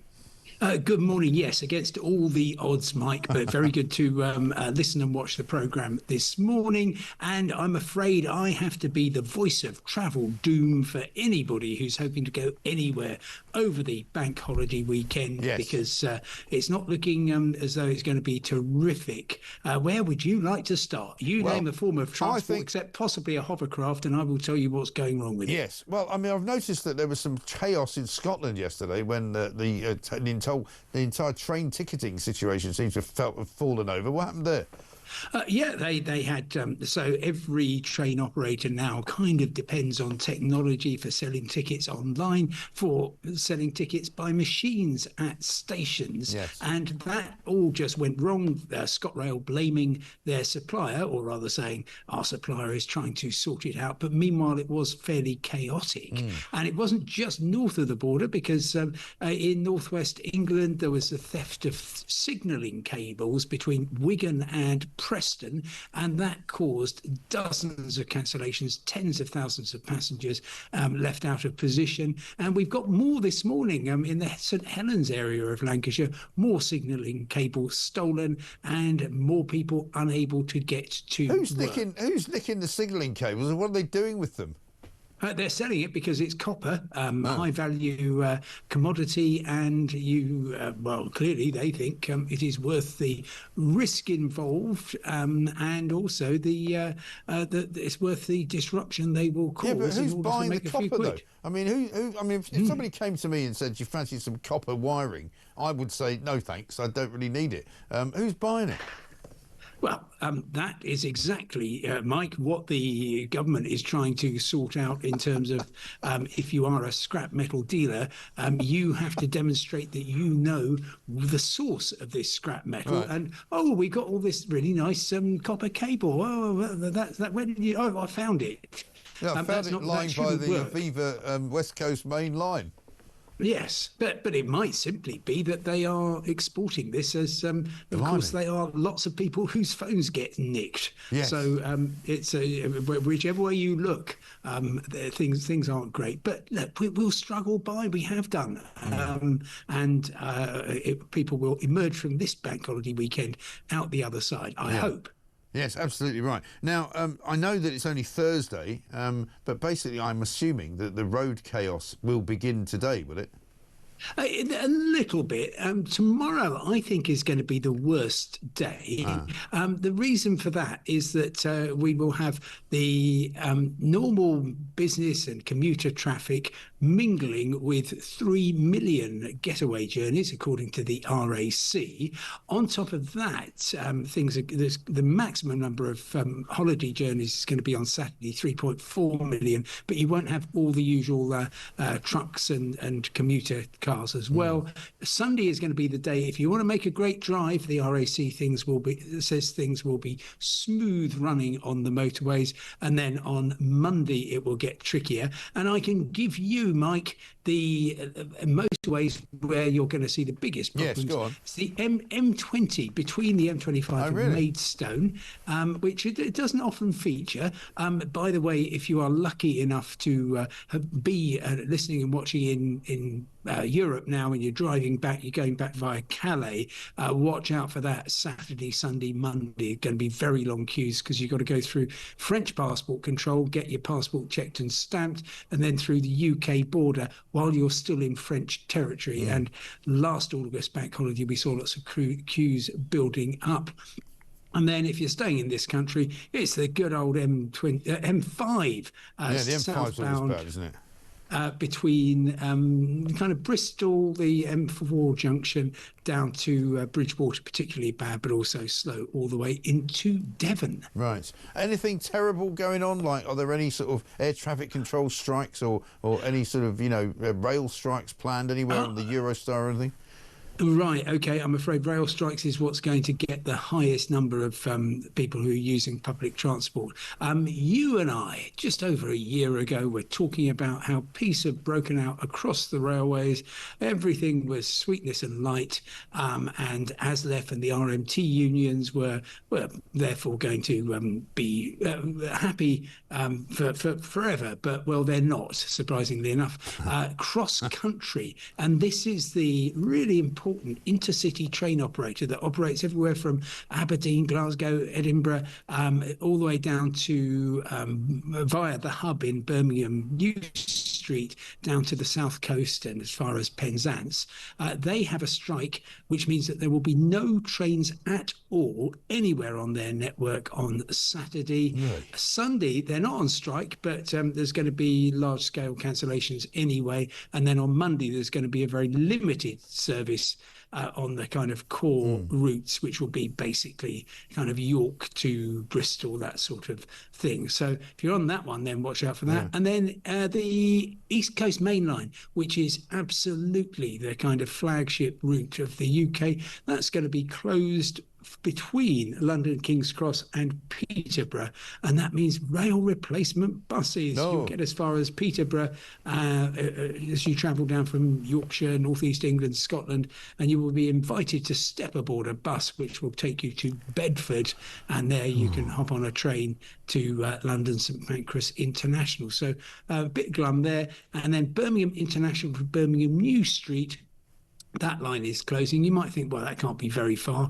Well, it's Birmingham Airport, basically, in the NEC, but that's going to cause an awful lot of problems for an awful lot of people trying to get around, except for the people on cross-country, because their train won't be going anyway. Well, this is the thing. I mean, I keep speaking to people. My son actually came up to London the other day to have sort of late lunch, early dinner with me, and the train that he wanted to get was cancelled. For no apparent reason. He's got to the station, they were like, well, we're not running that one, you have to wait for the next one. And that was just on South Eastern, ridiculous. I'm also told, by the way, that there's been more cancellations in the air. Dozens and dozens of flights at London Heathrow have been gone due to ongoing operational disruptions. Right. Now, if this is happening this morning, Mike, forgive me. I have not. I haven't checked out. Last couple of days, apparently. Last couple of days. Yeah. Well, so you've got a whole pile of things. All right. Let me start with Air Canada, and they have had a strike over the last weekend. You'll recall that the government said you've all got to get back to work, and they said we're not going to. And so it dragged on for another 24 hours. Pilots, planes, passengers strewn all over the place. So there are still cancellations going on as a result of that. They could last for another week as the Canadian airline sorts itself out. But on top of that, and you mentioned air traffic control, there are profound problems with air traffic control staff shortages across Europe, in particular in France, in Spain and in Greece. And let me just remember what countries we like going on holiday to each summer. Oh yes, it's France, Spain and Greece. Yeah. And so there are long delays there. And if you take Heathrow, which absolutely is tuned to get more flights in and out than any other two-runway airport in the world, if things start unravelling, then you can get cancellations. We see this kind of, even if there's a little bit of weather around, you might get a dozen British Airways cancellations, short-haul flights, and that's simply to make sure that the rest can go vaguely on time. So kind of good luck, everybody. Right. Have you got any plans? Are you going anywhere this weekend? I love staying in London over the bank holiday weekend. It is a top tourist city, of course, and I shall enjoy the relatively lack of traffic as I cycle around, enjoying the sunshine and trying to look positively upon the world, which I know is something you're always doing, Mike. Listen, there's always positives that you can find anywhere you go. I'm going to America at the end of next week, so I'm looking forward to that. We'll see how the Virgin Atlantic scenario goes, but very good to see you. Great to talk to you, as ever, Simon. Thank you very much indeed. Simon Calder, travel correspondent at The Independent. Normally goes somewhere all the time. This bank holiday weekend, not going anywhere. For those of you who are interested, or you haven't even thought about it, there's also Carfest going on this weekend. I'm going to be going to that, which is down in Hampshire, and which is obviously a couple of hours outside of London if you're unlucky and you get stuck in some traffic. But today, apparently, not going to be too bad. But if you're out and about and you're stuck in anything, you let us know and we can tell everybody else. Let's get a voice note from James. Morning, Mike. Gone down the gurgler, hasn't it? Yeah. The economy gone down the gurgler. I don't know why the news aren't reporting that, it's really gone down the gurgler. They seem to, hound old Liz and Quasi out very quickly, and Rachel's just, what, she got her head in the sand or something? Oh, the Chancellor, everything's okay. Turn that smile down, Rachel. Oh, God. Oh, it's just terrible, Mike. It's just terrible, isn't it? It's really, really, really dreadful. James, I feel your pain, man. It's going to get better, right? Things can only get better. This is Talk.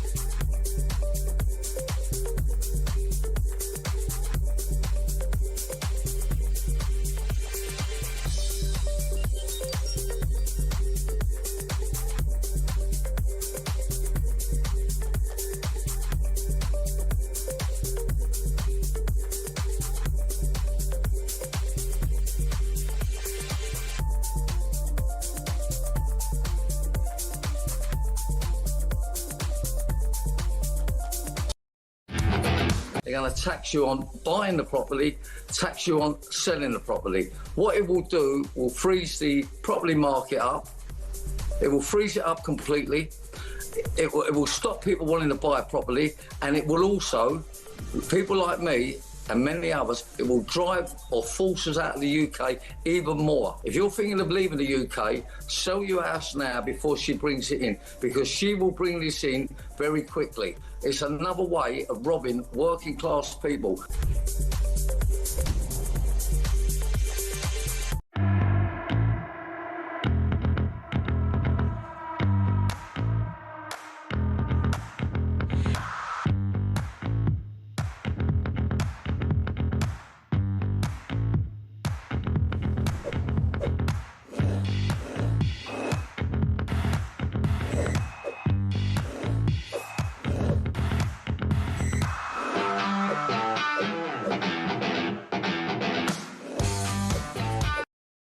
Across the UK, on DAB+, on your smart speaker, on your smart TV, and on your side.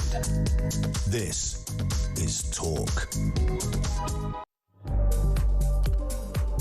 Coming up after the news, Peter Hitchens is going to join us. He's going to talk to us about his take on the flag-waving scenario and all the flags that have been taken down and put up all around the country. The new breakout of what I'm calling patriotism. It's all coming up after the news right here on Morning Glory. This is Talk.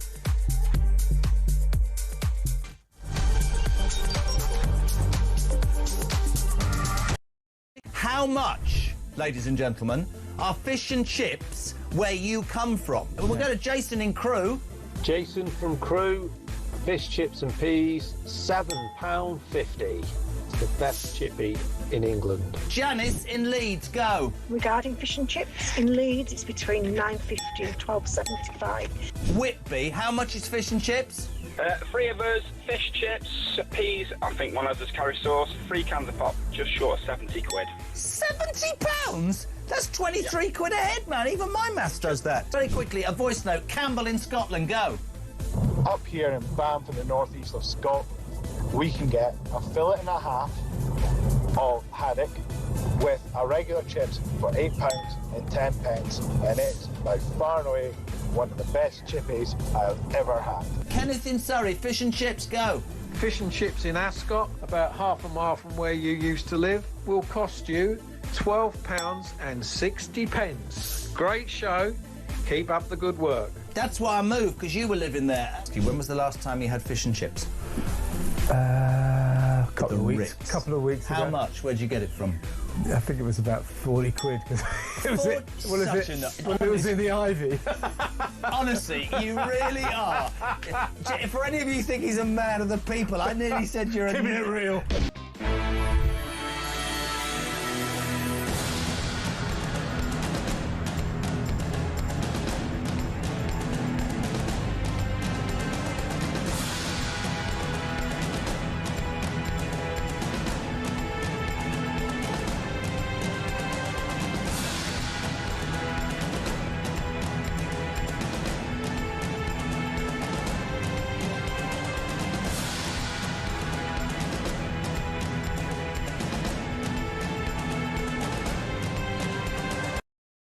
Across the UK, on DAB+, on your smart speaker, on your smart TV, and on your side. This is Talk.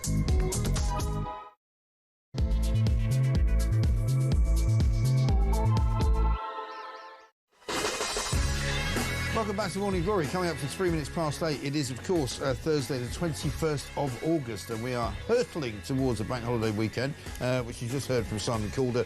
Is going to be probably quite problematic if you're trying to travel anywhere by rail, by car, or by plane.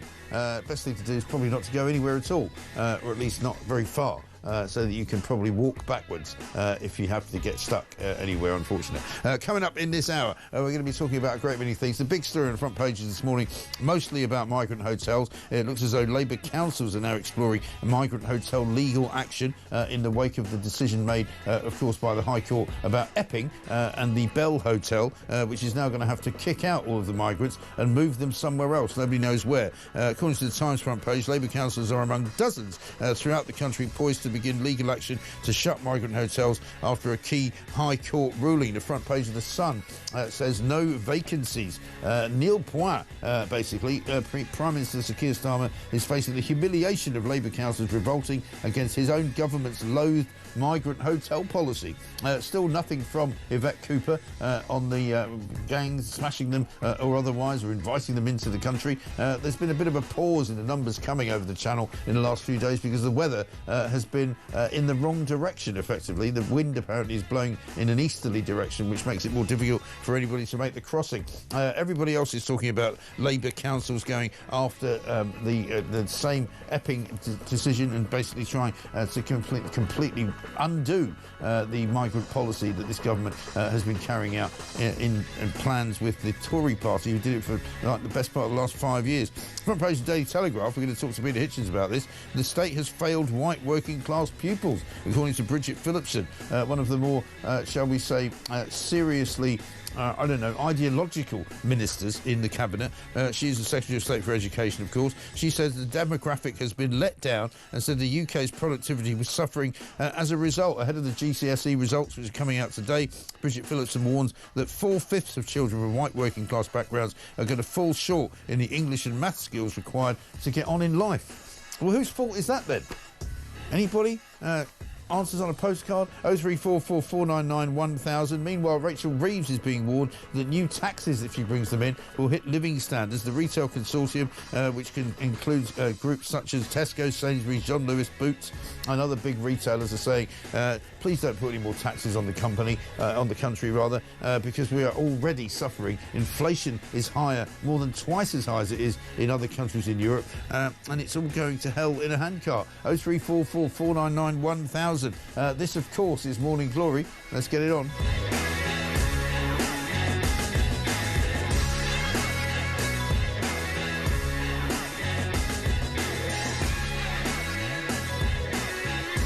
Dave in South Gloucester said, please don't say things can only get better. It has sinister connotations of Tony Blair. Please say improvements may come soon, or something like that.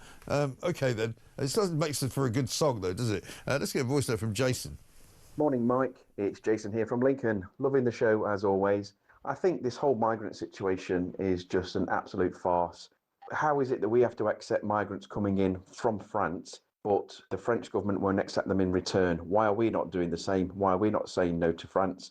When we do have to start sending them back, or if we do have the guts to just send them back to France, will the French then start paying us £500 million a year to try and keep them here? I think not. I think the only answer is when they come over, we've got to have large-scale concentration camps with UN tents until they're processed quickly and then just sent back, whether they like it or not, and whether the French like it or not. I think that's going to be the way it's going to have to go, because they're going to have to be camps set up because there simply aren't enough houses to house people. If they all get chucked out of the migrant hotels, they're going to have to be put somewhere, and they can't be put into residences because there simply aren't enough of them. You know, it's a basic mathematical equation. Don't put Rachel Reeves in charge of it because she doesn't do maths very well. Peter Hitchens is here, though, columnist at the Mail on Sunday. Peter, very good morning to you. Good morning, Mike. We are stuck once again in a sort of doom loop, it would appear. Nobody seems to know what to do about the migrant hotels. I know we're going to get on to some other subjects, but what's your initial thoughts about these court cases that are going on? Well, it's all about things which have happened long ago. We've already sustained an enormous increase in migration, legal and illegal. Yeah. And it's happened. And Kemi Badenoch, for instance, going on about how Tory council should do something about migrant hotels. Well, what was the Tory party doing about them when they were in power? Well, they were grabbing more and more of them and putting more and more people in them. And there's a sort of futility about this. that makes me quite cross, that everybody's arguing about it now. The whole issue of mass migration into this country is something in the region of 20 years old now. Back in you probably remember when Migration Watch was established. Yeah. Sir Andrew Green constantly warning about the enormous amounts of housing which were going to be needed, the great settlements the size of cities which would be needed to actually house the people who were coming in there. This is now happening, and to some extent has happened, and it's very, very difficult to reverse. In fact, I would have thought impossible. If you grasp in the mind to try and think of something that might actually effectively halt this extraordinary flow of people across the Channel and indeed across the Mediterranean. What happened there was nothing physically changed, except that in Libya we overthrew Colonel Gaddafi, who was stopping people coming across the Mediterranean. That probably the maddest action of any British government in the history of the world, one for which David Cameron has never fully either taken responsibility or been properly blamed. The man should not even be allowed back in public life, not just for the damage that he did to this country, but the damage he did to Europe as a whole by doing that. The Libya war was unbelievably foolish. But these things have to be thought, and people looking at that might look again at the extraordinary habit of British governments of plunging themselves into wars they don't understand over and over again, and causing actually quite predictable bad consequences by doing so. Why do we keep doing this? That would be worth thinking about. I rack my brains for what you might do about the actual south coast of this country, where again what happened was that people realized that you could simply cross the water. It was a psychological barrier in people's minds. They thought you couldn't. And once people discovered that you can do it, then what we have effectively is an unfenced land border with France. And if you go down there, as I did, the invitation of a friend of mine who keeps me abreast of events down there near Dungeness, the extraordinary feeling you have on the southern coast of England is of an open door, which to me is very strange, because I used to live down near Portsmouth on the coast and would go down as a child to the coast and feel incredibly safe to see the sea there between us and any threat, and that feeling of safety has now gone. What do you do? The most outrageous suggestion which has crossed my mind is that we start treating it as a land border and try and find some way of building an actual fence in the sea. You'll notice that the Poles, who are getting a lot of migration pushed towards them through Belarus, have begun building very effective modern fencing simply to stop it. And I don't know. Even if you've stopped it all now, an awful lot of the damage will already have been done. And that's what really perplexes me, that we now have the situation of a country which has a very large new population, which we cannot, as civilized people, do anything other than try to integrate. But integration can't really begin unless the enormous migration stops. Because integration happens. Integration can't happen when an enormous amount of migration is still going on. It's you can only do it when the numbers are controlled and people have time to get used to each other and the country has time to absorb. None of that's being thought about, and I hear absolutely nothing of that kind in the national debate, and it's frustrating and dispiriting. No, but surprisingly, and I wasn't expecting this to come from Bridget Phillipson, to be honest, on the front page of the Telegraph today, she's talking about how appalled she is at the English and maths standards of white working class pupils in our schools. And one of the reasons why I would suggest to you that the white working class pupils in our schools are underperforming is because there's been such an emphasis on everybody else, some of whom may have come into the country from elsewhere, who are given sort of more attention, if you like. This is a very complicated subject, and we haven't time this morning to go into it, particularly the fascinating question of the London effect, where the state schools appear to be doing better. I think there may be other explanations for it. What I would say is about Miss Phillipson is that I'm glad she's noticed. She is, I think, more of an old-fashioned left-winger than a London politically correct person. If she is serious about looking at this, then why doesn't she re-examine her own party's policy of the past 60 years of destroying good schools which are available to the children of the poor and forcing people to pay money, either through house prices or through fees, to get a decent education, which is the situation of most people. If she really is serious about helping, there used to be a tradition in the Labour Party of such people. If she is really serious about helping those white working class children to achieve, then she needs to go to her leader and say, it's time we went back to selective state grammar schools of the sort which they have all over, particularly the German-speaking parts of Europe, where working class children do well. In the days when we had state grammar schools, 63% of the pupils in them were from the working class. And these were the best schools in the country. And you simply cannot imagine now in Britain being able to say that 63% of the pupils in the best schools in the country are from the working class, because they won't be. If she really means it, then that's something she can do, and she can put up a fight about it. But does she really mean it, or is she just saying it because she's ambitious? I don't know, but hold her to her word is my advice. Yes. I mean, there's an interesting thing going on in the country at the moment, it seems to me. There's a lot of reflection, which is always good, I think. We've seen, obviously, the migrant hotels policy changing before our very eyes, possibly. But we've also seen... I think the awakening, to some extent, of an awful lot of people's patriotism, for want of a better phrase. You've written about it today in the Mail, about the flags that are going up and the flags that are being taken down, council workers, Jobsworths being, what they do best, which is just annoying people, and just ordinary people going, do you know what, I wasn't feeling like this last week, but now, actually, I'm going to put a flag out. I know. I'm afraid that the people get more concerned about the national flags when they feel more insecure. It's something you easily demonstrated to anybody if you want to make a visit to Northern Ireland, where Britishness is very much under threat, and therefore you'll find that those people who regard themselves as British fly the Union Jack, and indeed paint their curbstones in red, white, and blue. I found that amazing when I saw that for the first time. Classic way, which would seem very odd or would have seemed very odd in this country until very recently. I think now the increasing flying of the flag, whether it be the Union Jack or the St George's Cross, is a response to the multiculturalization and destabilization of this country by a liberal elite which doesn't respect this country's history or have any liking for it.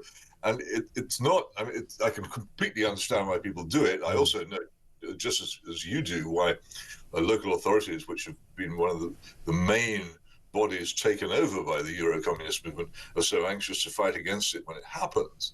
But I think that it's not necessarily a good sign if a country starts needing to emphasize its national heritage. When I was growing up in this country in the 1950s, you hardly saw flags flying at all. And you'll remember in 1966 at the World Cup, when it was an England team, but most of the people in the stadium waving flags were waving Union Jacks, not St George's Crosses, because this issue of England being different from Britain had also not arisen. But now, since the Blairites broke up the country and created a semi-independent Scotland and Wales, that's become an issue too. So while I would never decry anybody rejoicing in their national past and heritage, I think that it's not necessarily a good sign for the future of this country that people feel a stronger need to do so. Yeah. Well, the trouble is, isn't it, as ever, you get people like you've written about him. I mentioned him. We were doing Plank of the Week yesterday. This guy, Cahind Andrews, who was on morning television this week, decrying the fact that, the St George's Cross flag is problematic, it's racist, it's all about the worst things of the British Empire. He said it was an insult to his forebears and his ancestors in parts of the Caribbean where he came from, in Africa. And you get this ludicrously polarised debate about a piece of cloth, effectively, which shouldn't be that important. Well, yes, but it is important because ultimately the history of flags is the history of battle and of defending or extending the power of your country, which people do. The problem with empires, the most fundamental problem with empires, is that if you don't have one, then there's grave danger you're becoming part of someone else's. Yes. And that ultimately is the choice for nations. If you don't, it's quite difficult for people to decide just to leave you alone and for you to manage to stay on your own and be independent.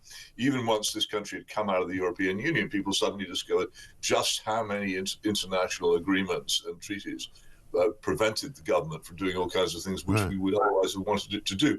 True independence is really only possible these days for superpowers, and as the United States and China demonstrate, they can do pretty much what they want to do, both at home and abroad.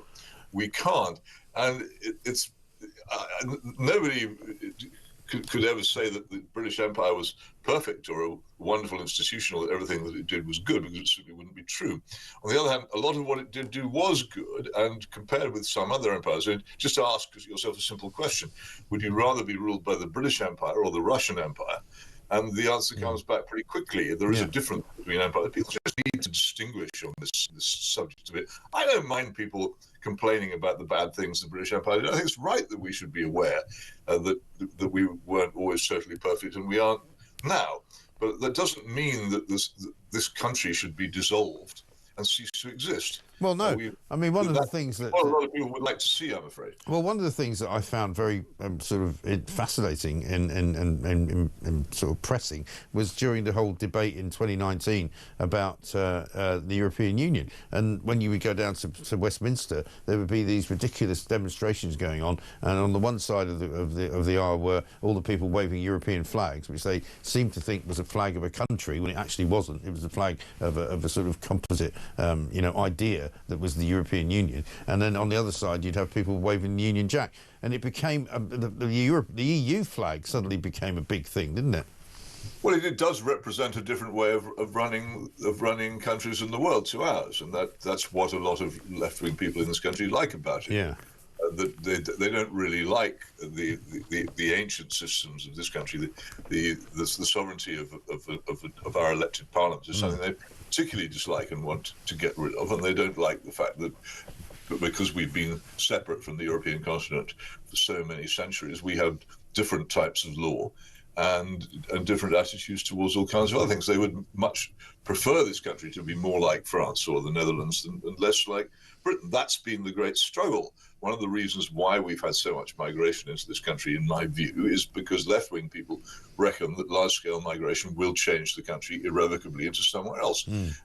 That has been at the heart of an awful lot of it. The left-wingers don't particularly like the migrants who arrive, and I'm not saying they hate them or anything like that, but they don't particularly like them as such. But what they really do dislike is Britain as it used to be, and they see large-scale migration as a way of changing it, and I don't have very much doubt about that. And I keep coming back to this amazing, the tiny lifting of the curtain for a moment on what Labour really thought about this as opposed to what they said. The extraordinary Andrew Neither article in the Evening Standard in which he said that he detected a desire to change the country permanently and make it multicultural. That is the only time it's ever been openly said, but that doesn't mean it's the only time it's ever been inwardly thought.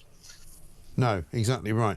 Peter, good to see you. We're running out of time, unfortunately, so we'll talk again soon. Peter Hitchens, columnist at the Mail on Sunday, talking about the migrant problem, talking about the hotel situation, and talking about the way that this country is going. Have a look at this. This is a hotel migrant in the Bell Hotel, and I think his name is Kadar Mohammed, who is from, I think, somewhere like Eritrea, or Somalia, rather, I should say. Here's what he has to say about the whole situation. I would say please give us a second chance. Please treat us the same way you treated us before the incident, because we are the same people. Before the incident, you didn't view us as criminals or anything. You were okay with us before the incident took place. We are the same people. One person doesn't change us. What one person does not, represent us or what we are. That's what I want to say to them. And a message about having to move. Do you want to move?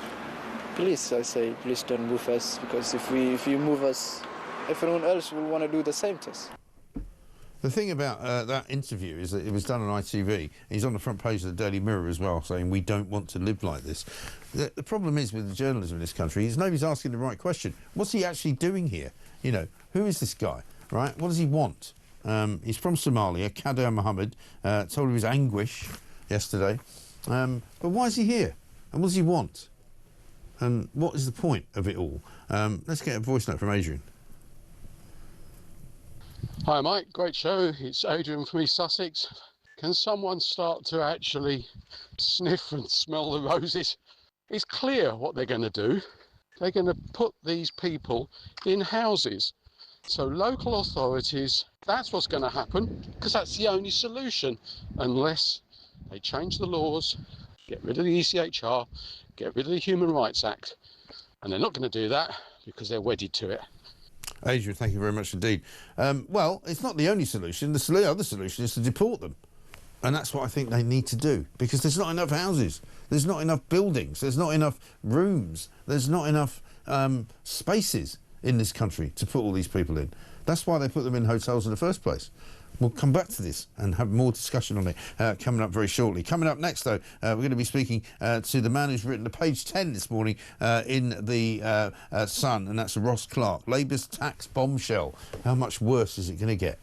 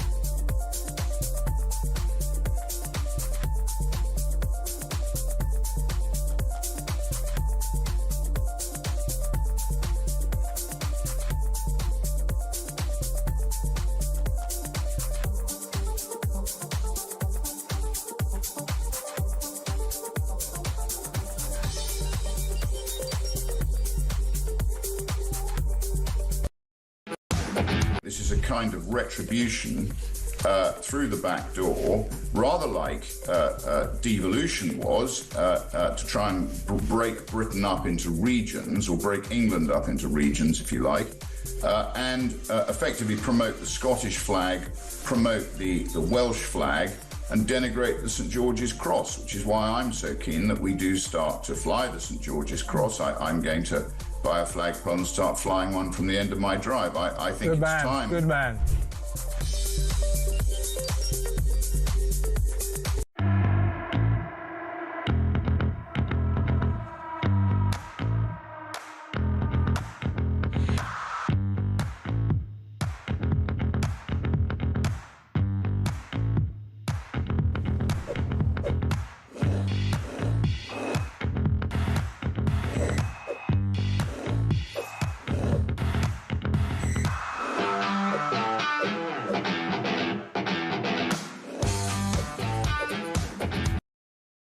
Across the UK, on DAB+, on your smart speaker, on your smart TV, and on your side.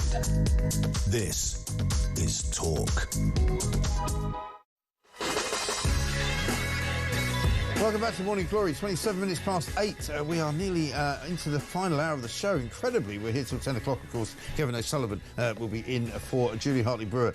He's taking over. Morning Glory podcast, of course, out around about 10:15. The migrant tracker was slowed, by the way, this week. 51,239 is the total number of people who have come into this country since Keir Starmer was Prime Minister. It hasn't gone up this week, purely and simply because of the weather, believe it or not, because the weather is set not so fair there in the Channel right now, and apparently there's an easterly wind, which means that the migrants don't come over with quite as much speed and alacrity as they would otherwise do. Lots more of you getting in touch, and no doubt Captain Coldsore's tweet of the day will be about GCSE results, with him thinking the average 16-year-olds are into politics and read his boring tweets, says Alan in Middlesbrough. Actually, you're right. It's time to be checking in, isn't it, with the Keir Starmer scenario. Let's have a look and see whether he's actually got anything out there, because normally speaking, it's around about now that his first tweet of the day goes out.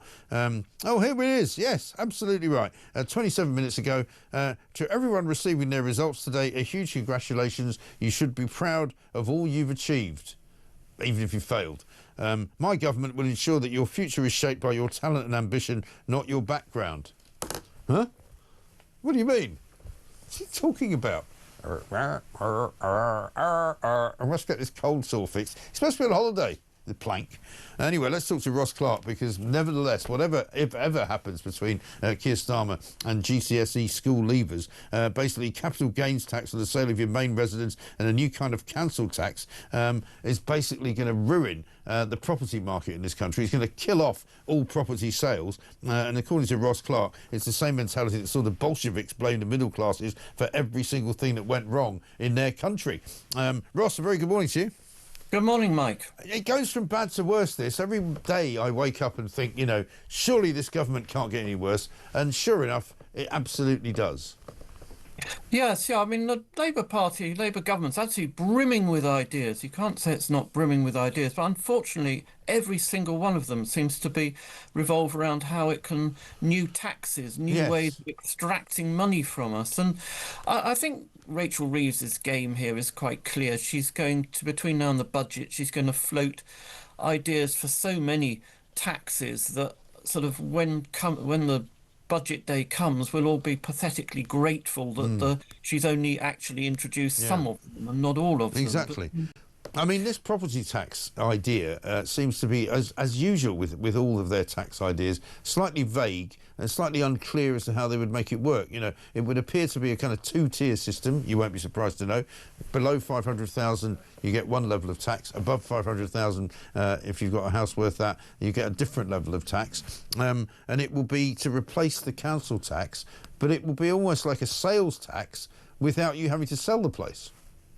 Well, yeah, I mean, firstly, we were led to believe that there would be a new tax proportionate to property value, which would replace both council tax and stamp duty. Now, that in itself would not actually be a bad idea. Stamp duty is appalling tax, which is preventing mobility of labour, slapping people who want to move to a new home to their growing families and so on, with tens of thousands of pounds of tax. And they've massively increased it in the last budget as well. Yeah, but sort of a few hours later, it sort of emerged that, well, no, actually, maybe the new tax that she was considering wouldn't actually replace council tax, and it would run alongside council tax and just be an extra property tax on properties worth more than £500,000 to be paid when the owner sells up. Right. Which is, it's just a wealth tax through another route, if you like. Sure. But they're also talking, are they not, about the possibility that you wouldn't necessarily just pay that fee when you sold, that you would actually pay an ongoing fee and on an annual basis?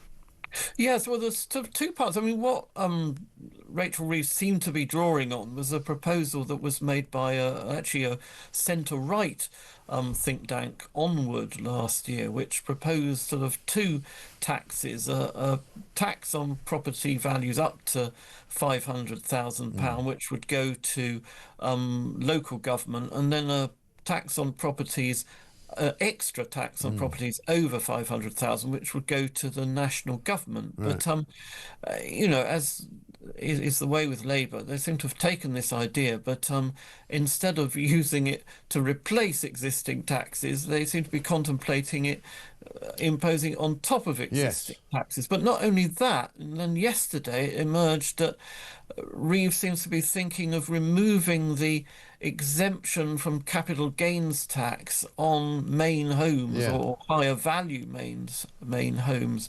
Now, at the moment, you sell an asset, or most assets, you have to pay tax on the capital gain you've made on that during your ownership.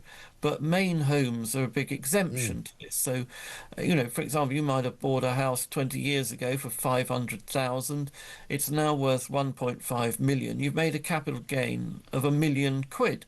And at the moment, this is untaxed. Reeves seems to be thinking, well, maybe we could tax as long this. as it's your main residence, right?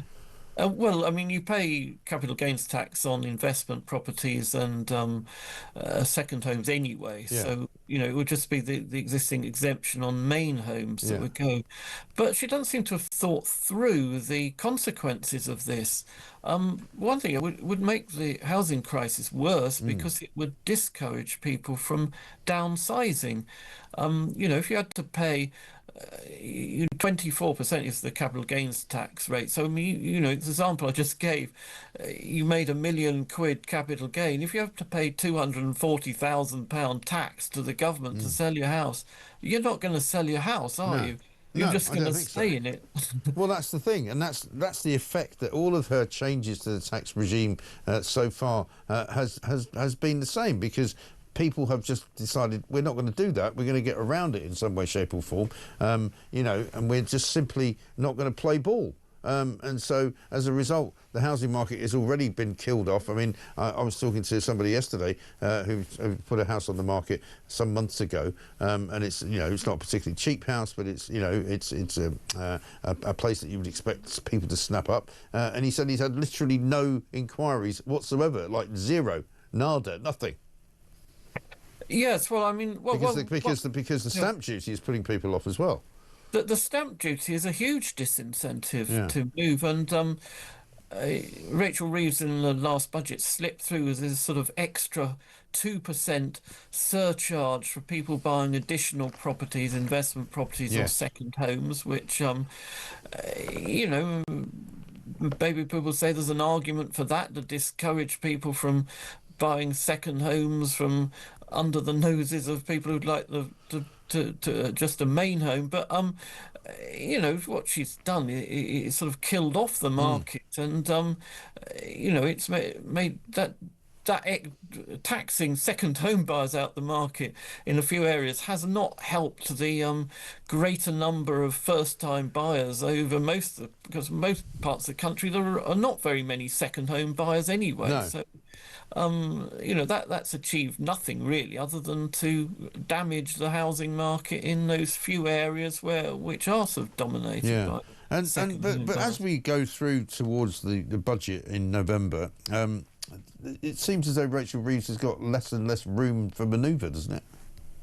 Yeah, we've got the borrowing figures out this morning, and they're appalling as usual. I mean, July's figures are a little better than last year and the last couple of years, but the overall story is that in the first half of this year, the government has borrowed far more money than it did last year, the year before, in any year but COVID, and the debt burden is becoming an insurmountable burden for this country, and it is difficult to see how this gets resolved because the Labour backbenchers who blocked that very modest proposed cut in benefits, they've made it sort of virtually politically impossible for this government to make any form of cut in public spending, with the result that Rachel Reeves is just left with this one tool, tax rises. And tax rises, you can increase tax rates however you like, but if you get to a certain stage, you start to discourage economic activity, which then starts to eat away at your revenue.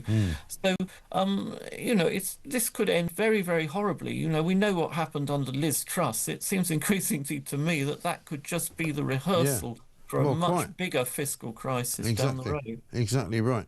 Ross, thanks very much indeed. Ross Clark, columnist at The Sun today, writing about Labour's homes tax bombshell, which could hit sometime in November as a kind of property tax, a wealth tax on any kind of property, particularly if it's over the price of £500,000, which for a lot of people in London it would affect, because you don't have to be rich in London to have a house that's worth £500,000. Let's get a look, though, at Rachel Reeves and what she says about her qualifications. The one job that I've always wanted to do is to be Chancellor of the Exchequer. I was an economist at the Bank of England many years before I became an MP. I worked in financial services. I know how to run a successful economy. And I wanted to be an economist, but after finishing at university, my background is as an economist, and I think I put that to good use.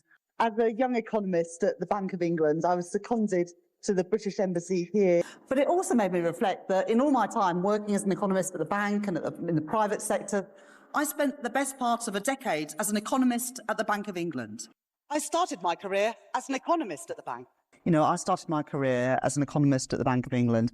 I know how important it is to have low and stable inflation. Low inflation, yeah, very important that. Unfortunately, it's not low anymore, it's a bit high. And here we go. For most of the population, says Paul, in Essex, taxes are up, inflation's up, energy prices are up, travel prices are up, impossible to get a GP's appointment, NHS dentist, impossible to find. Thankfully, however, not all people are adversely affected. Politicians and illegal immigrants are immune from the horrendous situation. Let's get a voice note from Tiz. Morning, Mike. It's Tiz from West Berkshire. Loving the show as usual. With the autumn budget coming up, this facade that this government is posing that we should be buying electric cars that nobody can afford to buy, and that the electric is costing a fortune to be even produced. Nobody's got anywhere to live because there's not enough houses.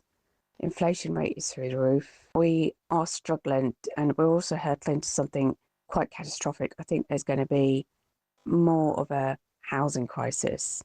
It's just going to be one big car crash basically coming, which I'm not great to point out, but loving the show. Tiz, thank you very much indeed. Yeah, I mean, it's hard not to be pessimistic, isn't it? Got this from the woo-woo.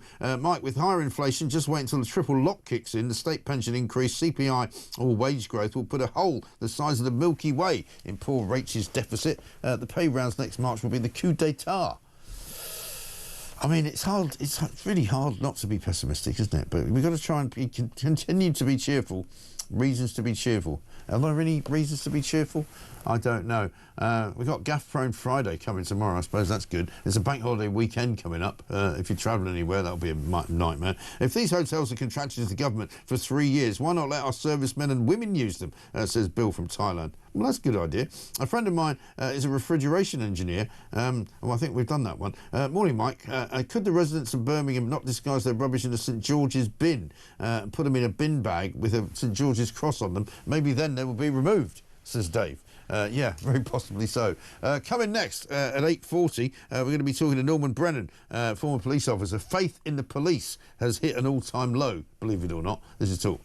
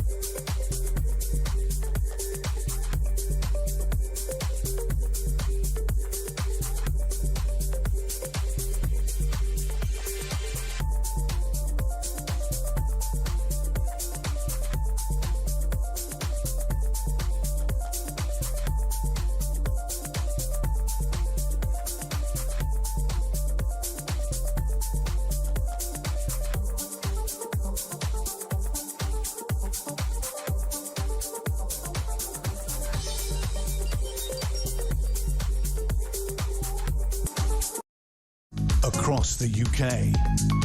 On DAB+, on your smart speaker, on your smart TV, and on your side. This is Talk.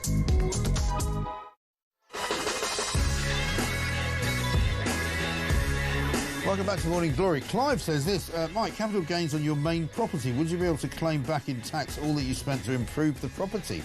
Enjoy your break in America. Sheppy.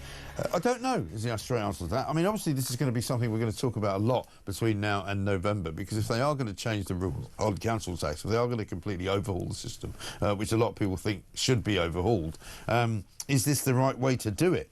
Because that is the problem. It's all just getting ridiculous. The people smugglers are not getting smashed. The French are farcical. They escort the boats halfway, then board a fast, escort them to Britain. We then give them 4-star accommodation, 3 meals a day, and pay the French. It's utter madness, says David in Worcestershire. How did we get here? Could someone just stand back from the madness and come up with a solution? Well, that might be nice. Morning, Mike. Did you see the news at 10 last night? They did a piece on the migrant hotel crisis and skirted over what the migrants are entitled to. Accommodation and food, if available, and £9.95 a week for toiletries. No mention of all the other freebies, says Frank. Well, let's talk to Norman Brennan, former police officer, because apart from anything else going on in this world of ours, this crazy, jumped up, upside down bonanza of a place, the television people have told us that basically faith in the police has crumbled. Less than half of the public think that officers are doing a good job, according to the annual crime survey. Norman, very good morning to you. Yeah, good morning, Mike. Good to see you. Not surprising, this really, is it? I mean, people see the police doing things which the police shouldn't really be doing, and not doing the things that they should be doing.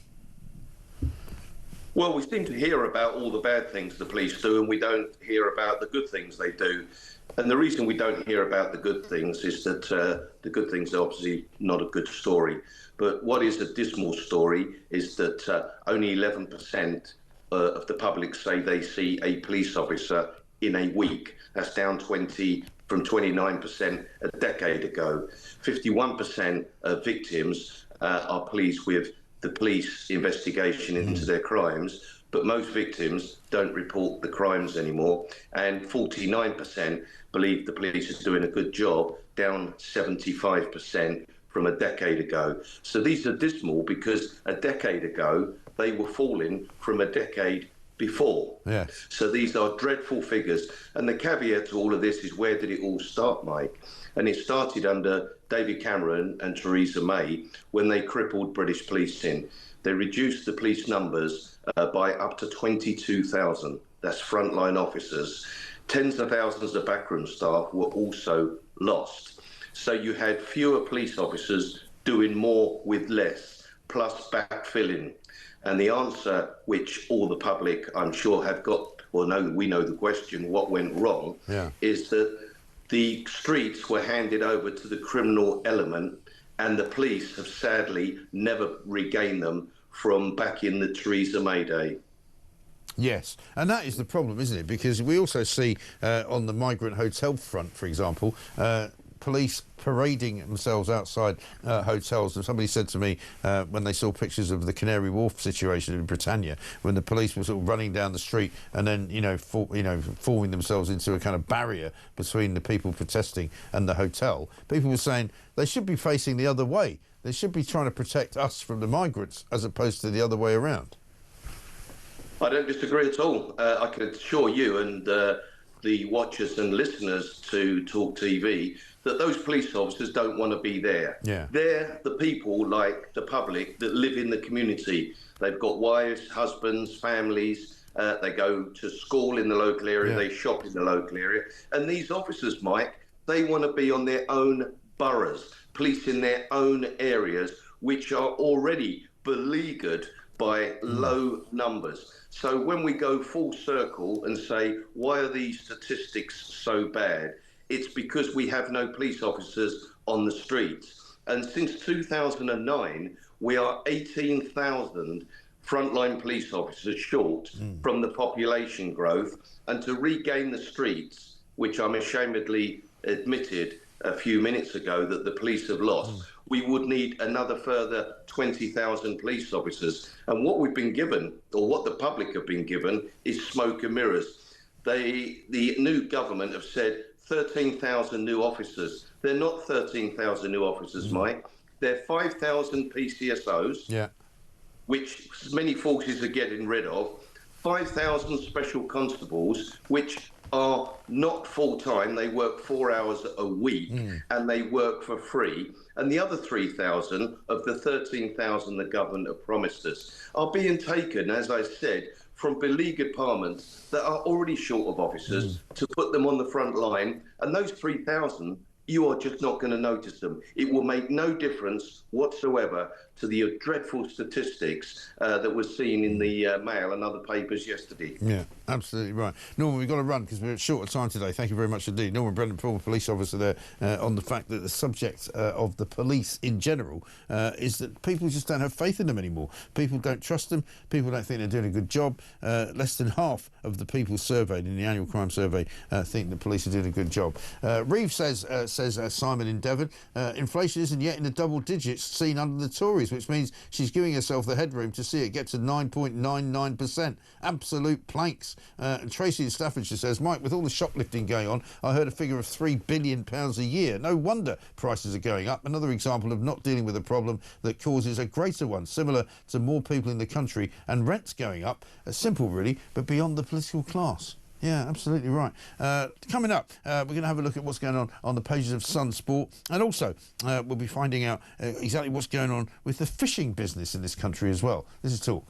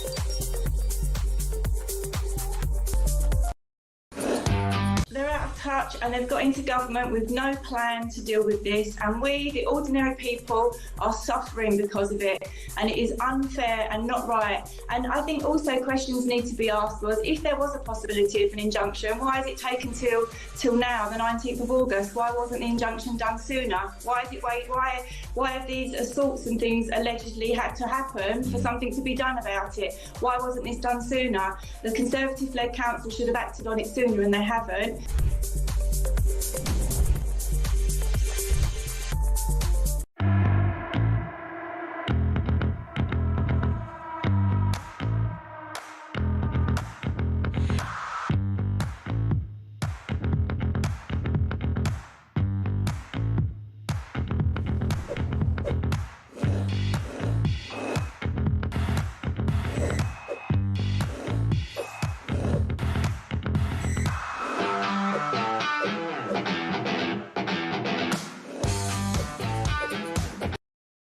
Across the UK, on DAB+, on your smart speaker, on your smart TV, and on your side.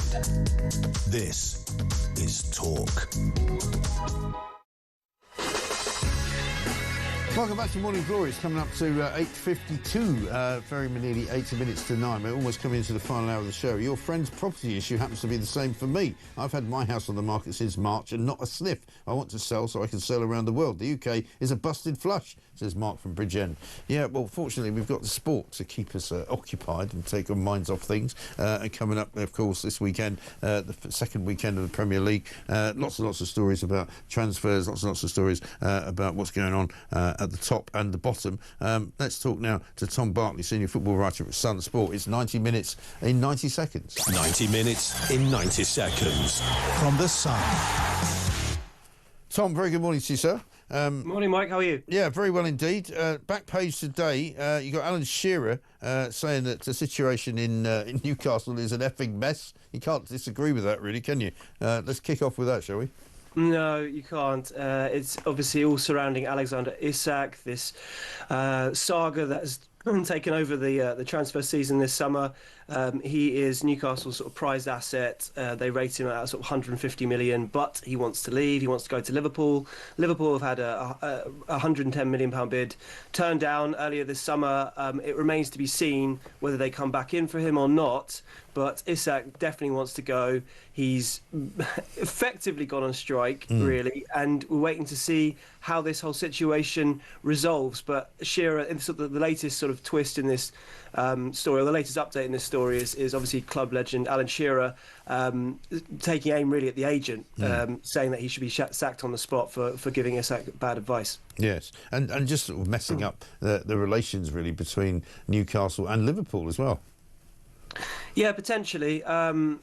I suppose Shearer's sort of spoken at length on various platforms about how he doesn't really sort of begrudge players when they want to move. That would be, I guess, hypocritical over how, in his own career he's wanted to move on when he's felt the need to. But it's just about how you go about it.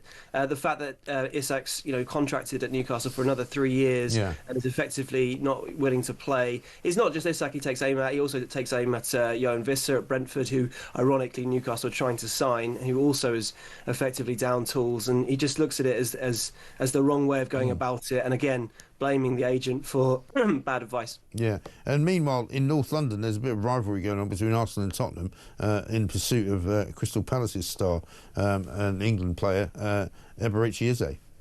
Yeah, I mean, a bit of rivalry is sort of an understatement there, Mike, to be honest. It's been an absolutely amazing turn of events for the last 24 hours. So, Eberechi Eze, as you say, England international, fantastic player, wanted by both clubs. But it had looked like Tottenham were about to seal a deal for him. Arsenal had shown interest earlier this summer, and then when they had their own number 10, or one of their number 10s, Ethan Nwaneri, sign a new contract, it looked like that interest had cooled, and Spurs were very close to sealing a deal over the last few days. What subsequently happened yesterday, just as Tottenham thought they had a deal done and had everything agreed with Palace and with the player after a few days of negotiations, Arsenal suddenly came back into the frame. I believe it's due to the fact that Kai Havertz has picked up a knee injury. We're not quite sure how significant it is, but it's clearly enough for them to feel like they don't want to be left short in case that is a bad injury. And they've made a move for Eze. And because Eze was willing to go to Tottenham, but I think he's even more willing to move to Arsenal. This is a player that I believe supported the Arsenal as a youngster. He was actually at the club in the academy earlier in his career, or when he was a youth player. And this is the move that he wants to make. But it's obviously left Tottenham having that sort of bitter feeling of missing out right at the end, not for the first time this summer. No, exactly right. Tom, great to see you. Thank you very much indeed. Tom Bartley, senior football writer at Sun Sport. It's all in the Sun. Of course, today you get it online and get it in the shops as well. That was 90 minutes in 90 seconds. 90 minutes in 90 seconds from the Sun. Now, let's talk about fish. I know that's not something that we always do on a Thursday, but we're going to do it now because it turns out that Keir Starmer has not only sold us out in all sorts of different ways around the world, but he's now sold us out in fishways in the European Union. A deal struck with the EU means that there could be £500 million of landings from UK waters taken away by French and Spanish fishermen. Starmer's EU fish surrender could cost the country up to £6 billion. Let's talk now to Ian Perks, who's a fish merchant right here in the UK. Ian, a very good morning to you.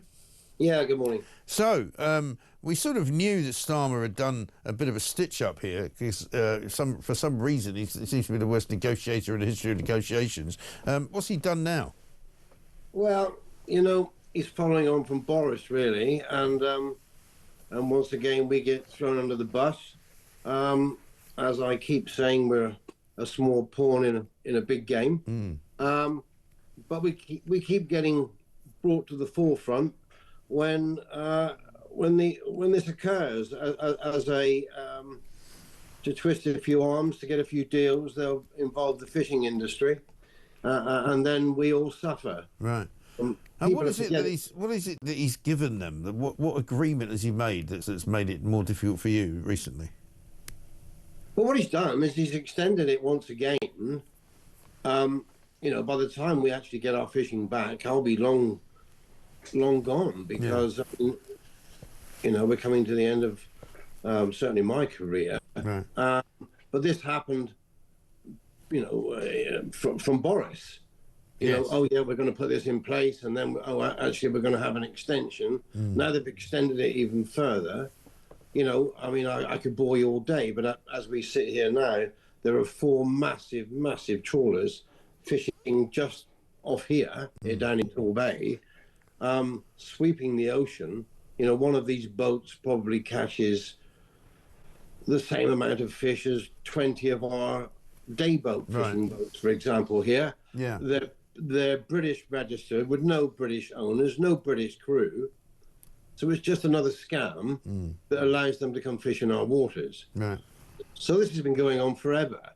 And all they've done basically is for another 12 years, they can come and fish our waters. Yeah, but as you say, it's not just fishing, is it? It's kind of factory farming almost, the way that they sweep the seabed and they pick everything up that comes between the boat and the bottom of the sea.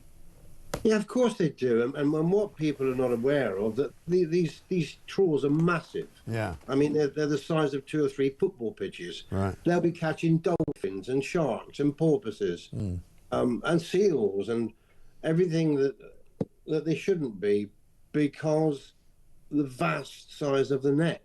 Yeah. So there's not much you can do about it, really, is there?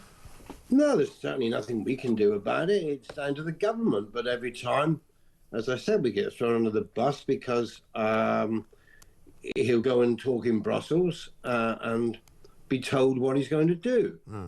And that's the way it's been from day one. Yeah. And it was no different with Boris.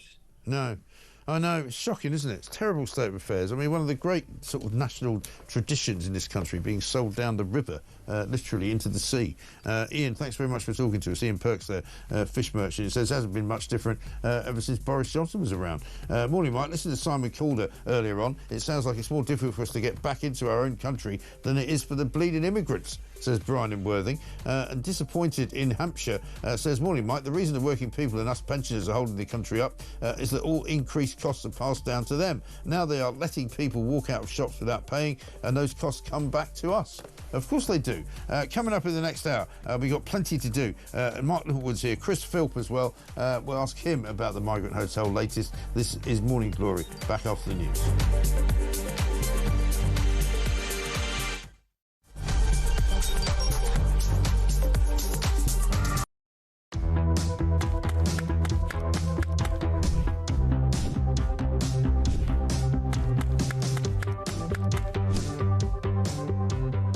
Is it transphobic to say only women have a cervix? Well, it is something that shouldn't be said. It is not right. A woman is an adult female, and the court has made that absolutely clear. I actually welcome the judgment because I think it gives real clarity. It allows those that have got to draw up guidance to be really clear about what that guidance should say.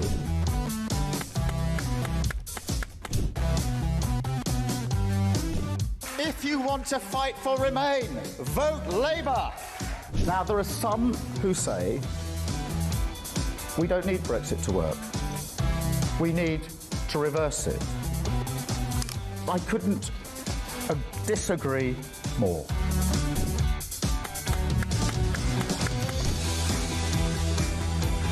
Day after day, there are new allegations of sleaze, of favours, of privileged access. And it's all very well the Prime Minister saying, now, I'm paying for it. You've decided to repay £6,000 worth of gifts. Lord Ali is facing an investigation. I wonder how concerned you are that your biggest donor was not fully transparent. Are you saying you made a mistake?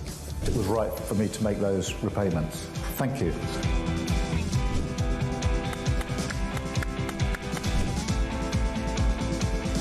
Of course, I wouldn't want Donald Trump round for dinner, but don't underestimate the danger to the world if Trump is re-elected this time around. I'm anti-Trump. I would like to send my warmest congratulations to President Trump on his inauguration as the 47th President of the United States.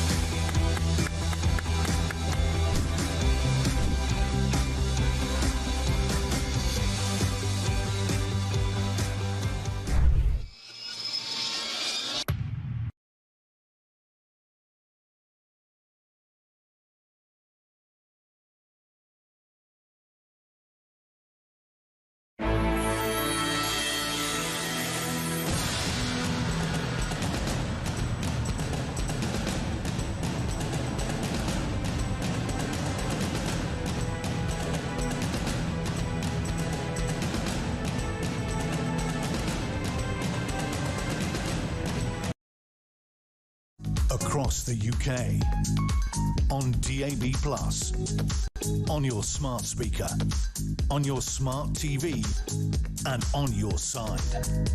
This is Talk.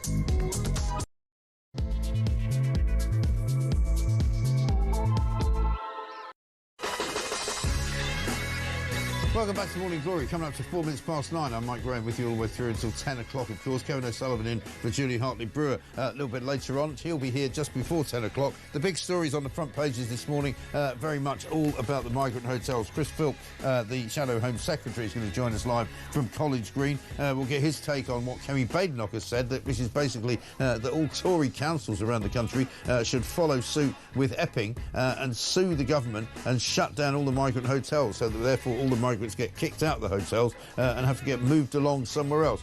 Not necessarily to housing in residential areas, but possibly more into, barracks, into detention centres, into places from which they can be expelled and deported from the country, because this government has now got to grasp the nettle, ladies and gentlemen. It says no vacancies on the front page of The Sun. Migrant hotels crisis growing as councils join a revolt. The front page of the Daily Mail similarly has got Labour councils now joining the revolt of migrant hotels after the shock Epping court ruling. Left-wing councils are poised to defy Starmer by seeking to remove asylum seekers as well. The front page of the Times similarly says Labour councils explore migrant hotel legal action. They've also got the story of retailers warning Rachel Reeves that new taxes will hit living standards in a very, very bad way, in a very negative way. And also we've got the story that we're following throughout the course of the day here, that Lucy Connolly will finally be released from prison over the course of the next several hours. We don't know exactly when it's going to happen, but we expect it to happen relatively imminently, and we will bring it to you when it does. It might happen on Kevin's show, it might happen on Ian Collins' show, it might happen on the Drive Time show. I'm sure it will happen before Mark Dolan comes on at 7 o'clock tonight. Also, front page of the Daily Telegraph has got another story, a different one, in which it says the state has failed white working class pupils. This is according to, believe it or not, Bridget Phillipson, the Secretary of State for Education, who's normally more left-wing than, Chairman Mao. But she's come out and basically said that we've got to do better. We're going to do more for the white working class kids in this country because the GCSE results are out today and they're probably going to be underperforming as they normally do. 0344 499 1000 is the number. Feel free to leave us a voice note. Text us on 87222. You can join us on X as well, at talkTV. Lots more to go. Stephen Allen is going to talk about about the flag-waving protests that are going on up and down the country. We're being told, basically, that 50,000 flags have now been bought and been put up in the country over the last few days. It's an incredible sort of surge of nationalism, which is beautiful to see, it has to be said. 0344 499 1000. This is Morning Glory. Let's get it on.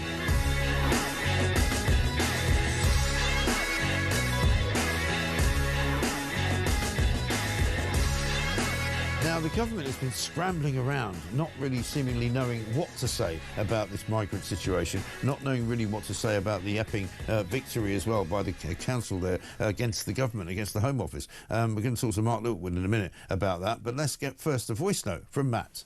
Mike, Matt in Hove here. This is how ridiculous this situation is with the migrants leaving the hotels, especially the one in Epping. They're going to have to go into private rented accommodation.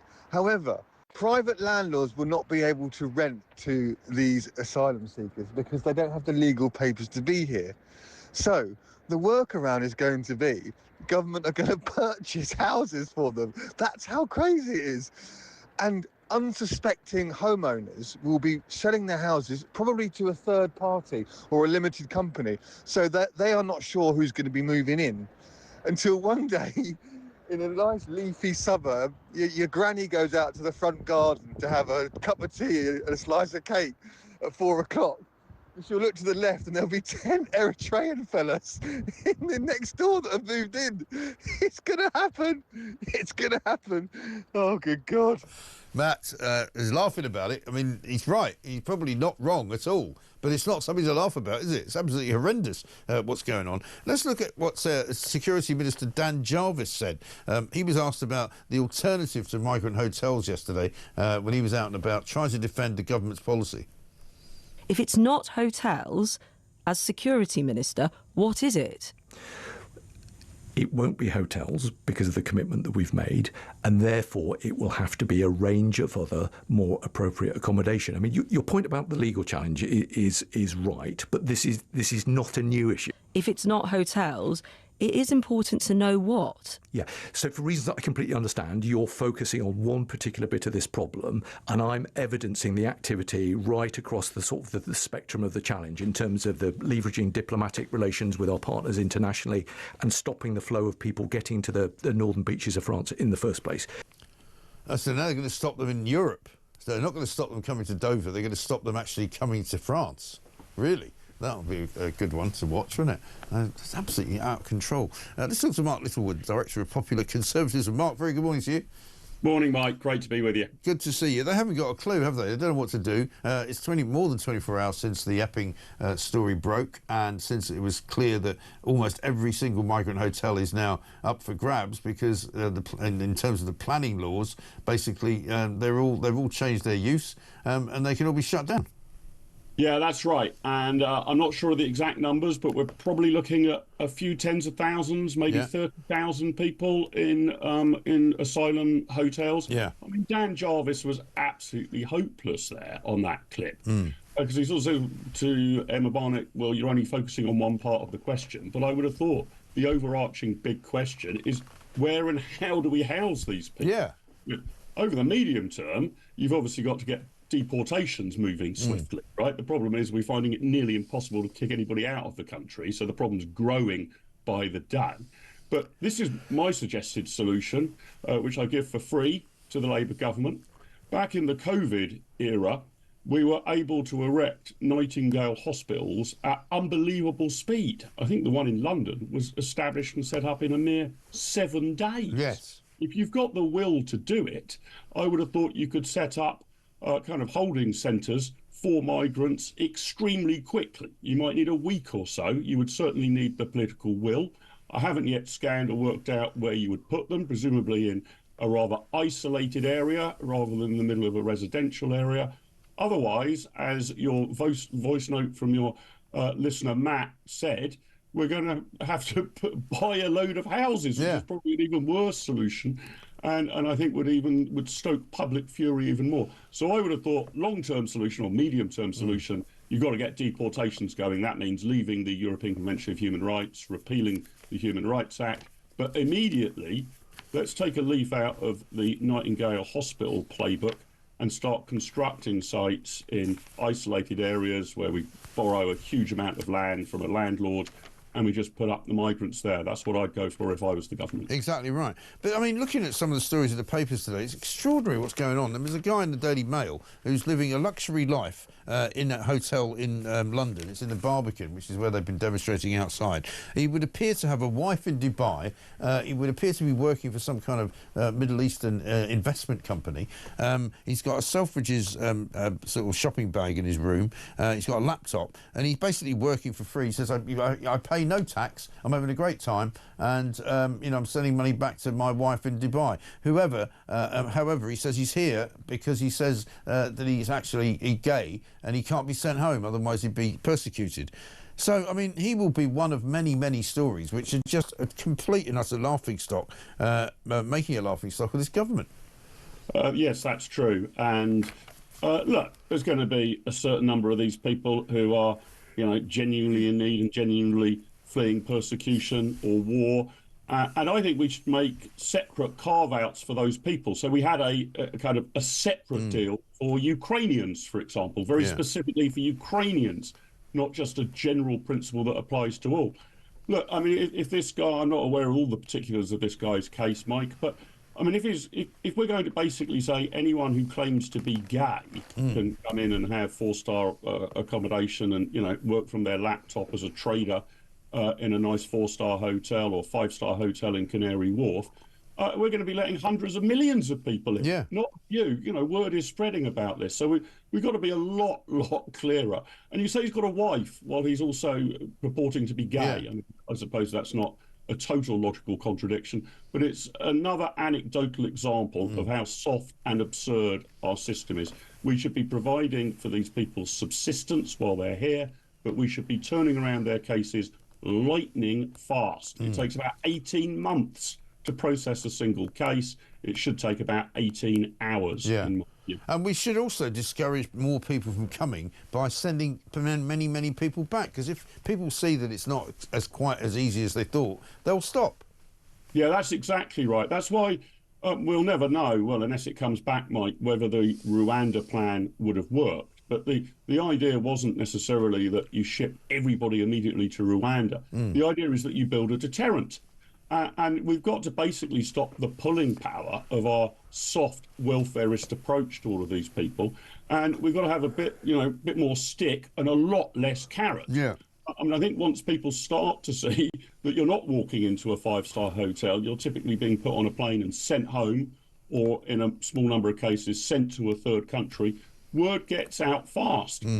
Essentially, Britain is a massive welfare magnet for anyone who can get here. I mean, again, anecdotal, but I was looking at the clip that you were playing during the news. These all seem to be men getting off that coach and walking into, I think it was the Britannia Hotel. People respond to incentives. So we've got to stop the magnetic pull of offering these people hotels and all sorts of other goodies. And we've got to have a lot more push, which means deportation and starting to send people home. And I think you can actually solve the problem pretty quickly. It's not that the British authorities need to round up, I don't know, hundreds of thousands of people and forcibly put them on flights. Once those incentives change, people's behaviour will change, and you'll find a lot of people leaving the country of their own. Yeah, they'll go somewhere else because that's the way the business works. I mean, everybody knows that. It seems the government are the only people who don't know it. Another big news item today, the release of Lucy Connolly from prison, likely to happen in the next few hours, we're told. We don't know exactly what time. But this is really, to me, indicative of what's wrong with this government. Here's Keir Starmer when he was asked last year about the probably most high-profile case in criminal justice, say, for example, in the last 24 months. Have a look at this. I'm not across the details of the particular case, but let me give you the principles that I would apply. Firstly, I'm strongly in favour of free speech. We've had free speech in this country for a very, very long time, and we protect it fiercely. I'm equally, though, against incitement to violence against other people. That has long been an offence in our country, and rightly so. And so I say, don't know the details of this case, but free speech, yes. Incitement to violence, no. For him to say, I don't know the details of this case, is not only disingenuous, it is entirely and utterly false, and entirely, I would suggest to you, disingenuous. Yeah, no, that I agree with that, Mike. I mean, I would have thought that the Prime Minister, or basically anyone with even a cursory interest in political debate, would have read Lucy Connolly's tweet and would have formed an opinion about it. My own opinion is it does not amount to incitement to riot violence or indeed even incitement to racial hatred. Although I do not in any way approve of what she said, the price of free speech is that you tolerate people saying things that you find a bit off colour.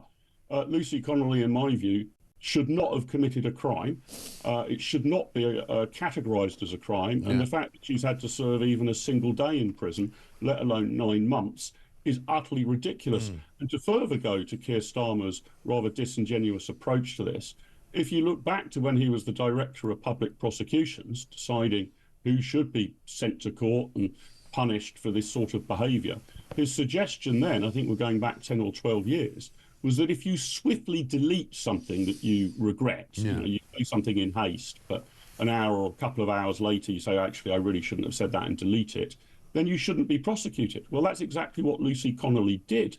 So Keir Starmer's apparent ignorance of this case in that clip, but also his previous guidance on this when in his former role as Director of Public Prosecutions shows he is all over the shop. This is an enormous miscarriage of justice. And in my view, although I don't approve in any way of what Lucy Connolly said in that tweet before she swiftly deleted it, she has been a political prisoner for the last 9 months. No question, because, you know, people were arguing about the Ricky Jones case and whether, you know, there was any comparison to be made, and, you know, sort of legal minds were saying, well, you know, she pleaded guilty, he didn't. But the reason she pleaded guilty was because she was sort of bullied into it. You know, she was informed by more, you know, well-versed lawyers than she was well-versed in the law, that said that, you know, if you plead guilty, you'll get a smaller sentence, you'll probably be home to see your children, your family much quicker. So that's why she went along with it, you know, because if she had pleaded not guilty, there's a pretty good chance she probably would have been freed as well, and she wouldn't have been convicted. I think that's right. And look, it's always difficult, I guess, to work out whether to follow that legal advice. And we don't know precisely the legal advice that was given to her. But I would suspect that she greatly regrets following that legal advice. I think had she been put in front of a jury of her peers and pleaded not guilty, although you're right, you're potentially risking a bigger sentence, I think it would have been almost certain that a jury of her peers would have acquitted her.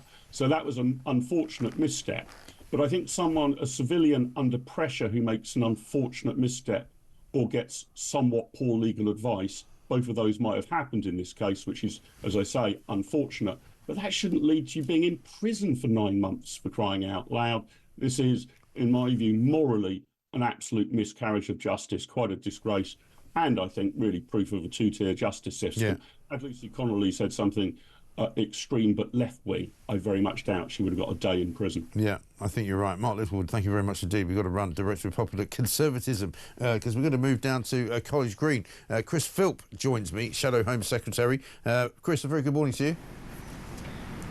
Good morning, Mike. I'm going to get on to the subject of migrant hotels, but my understanding is that Lucy Connolly has indeed now been released from prison, and she has been returned to her family. Obviously, an awful lot of interest in this case, not least because of what happened last summer after the Southport murders. Lucy Connolly very much a victim of what some people think is two-tier justice. Should she have been in prison for 31 months? No, I don't think so. Look, I mean, I don't condone at all what she said in the tweet, but 31 months prison sentence, nearly 3 years sentence, of which she appears to have served about a year inside, is, I think, disproportionate to what she tweeted. She deleted it very quickly. There are people who have actually physically assaulted others, committed sexual assaults, who either get no prison at all or get far less than this. So I think the sentence was completely disproportionate to what she did. Yeah. Let's talk about the migrant hotels. Obviously, Kemi Badenoch came out late yesterday to say that all Conservative councils should follow the lead of Epping and basically challenge the government's policy on migrant hotels, saying that they are all now, as far as the planning rules of this country are concerned, no longer hotels. What's going to happen if all of these migrants get kicked out of the hotels? Where are they all going to go? Well, the government's going to have a massive problem to deal with, but it is a problem of its own making. The previous government had been closing these hotels down, closed about 200 in the 9 months before the election. If that trend had continued, there wouldn't be any migrant hotels at all now. But look, we really need to solve the root of this problem, which is illegal immigrants crossing the English Channel. Yeah. Journeys that are not only illegal and dangerous, but also unnecessary, because France obviously is a safe country. And the way you stop these crossings is that everybody who arrives, or virtually everybody who arrives, needs to be immediately removed, either back to their country of origin or some other place. Could be Rwanda, could be somewhere else. And if everybody, or virtually everybody, who crosses gets removed, pretty soon people aren't going to even bother trying in the first place. Common sense tells you that. Worked in Australia 12 or 13 years ago, and actually it's worked in the USA in the last 6 months as well. Now, there was a plan to do that, the Rwanda plan. Labour stupidly cancelled that just days before it was due to start. And what's happened since? Numbers crossing the channel illegally have surged up by a staggering 47% year on year.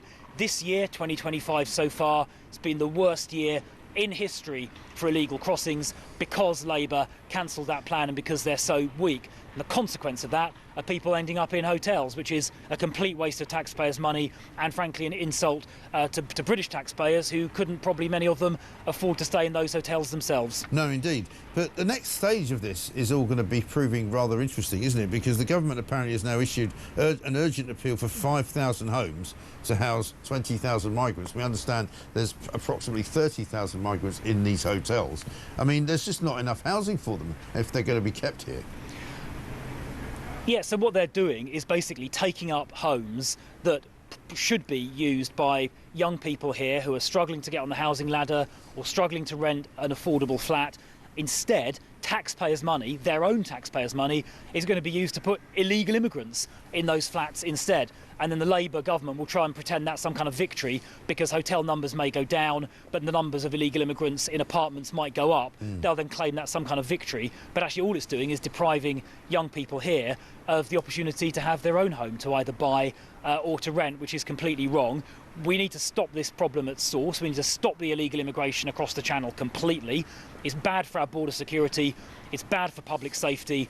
It's bad for the taxpayer. The only way to stop it is to actually deport people when they arrive. But the Labour government is too weak to do that. We tabled legislation to do this just a few weeks ago in Parliament behind me, but the Labour government voted against our plans. Yes, and they voted against your plans when you were in government as well. They made it much more difficult for you to do the things that you wanted to do, right? That's right. Yeah, they voted against all of these measures, the Rwanda plan, everything else. And then when they did get elected, they cancelled the Rwanda scheme just a few days before it was due to start, with no replacement plan in place.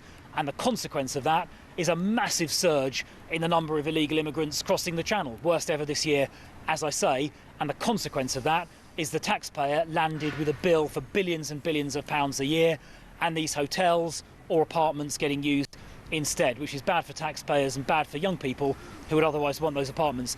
We've got a weak government who are not prepared to do the tough things needed to control our borders, and the British public, I think, are sick of it. That's why councils are taking the government to court. It's why people are protesting, which they're perfectly entitled to do, providing it's done peacefully, and I support that, providing it's peaceful. The public are furious with this Labour government and the fact they're so weak, they've lost control of our borders. I was in Calais myself last week, visiting one of these migrant camps, and it was pretty scary, to be honest. Someone pulled a knife, I got pelted with bottles, and those are people who may, even as we stand here today, they might already be in the UK in a hotel somewhere. They may have crossed in the last week since I was there, and now we're potentially paying for them to have hotels. Is it going to be necessary to deport most of these people, do you think? Yeah, I think ultimately people who enter the country illegally should be deported, either to their country of origin if possible, or to some other safe country. Could be Rwanda, could be somewhere else. If not, I think the simple rule should be, if you enter this country illegally, particularly if you come from a safe place like France, you should be removed, you should be deported. End of story. And we tabled a bill in Parliament to do exactly that. Just a few weeks ago, Labour voted against it, and that's why they've got a crisis, because they're not willing to do what is needed. Yeah, indeed. Chris Philp, thanks very much indeed. Chris Philp, MP, Shadow Home Secretary there, talking about how he believes that the only answer really is to deport these people straight out off the bus into another bus, onto a plane, and get sent back. Never mind one in, one out. You just get sent back. There's no room at the inn. Literally, we're full up. Let's get a voice note from Joanne. Morning, Mike. Joan from Norfolk. So the hotel issue, hotel crisis, whatever you want to call it, mess up by this government. Obviously, these are contracts that the government's written themselves into, or written the taxpayer into, I should say, for in some cases up to 5 years, or as you said earlier, in some cases 10 years. By closing these hotels, effectively, surely the people that own them or the Serco who we signed the contracts with can actually do the taxpayer for breach of contract. So in the end, we could end up paying not only for the hotels, but also for the HMOs if it goes that far. Personally, I would rather they were all in detention centres. The Nightingales that set up for hospitals could be set up as detention centres anywhere but here on a desert island somewhere. But anyway, I'm just saying, I think we're going to end up with a double dip here, double dip for hotels and a double dip for HMOs. Oh no, it's absolutely ridiculous, isn't it? Joanne, thank you very much indeed. Husband's making noises in the background there, it's not a problem. 27 minutes past 9, this from Zarina. It says, the migrants are never going to leave because there is too much money to be made by the lawyers. We ought to change our laws to close the legal arguments generated by the loopholes the lawyers have located. Very true. Coming up, we've got loads more of your messages. We're going to get to those as well. And also, we're going to talk to Steve N. Allen about raising the flag and putting the pride back in Britain. This is Talk.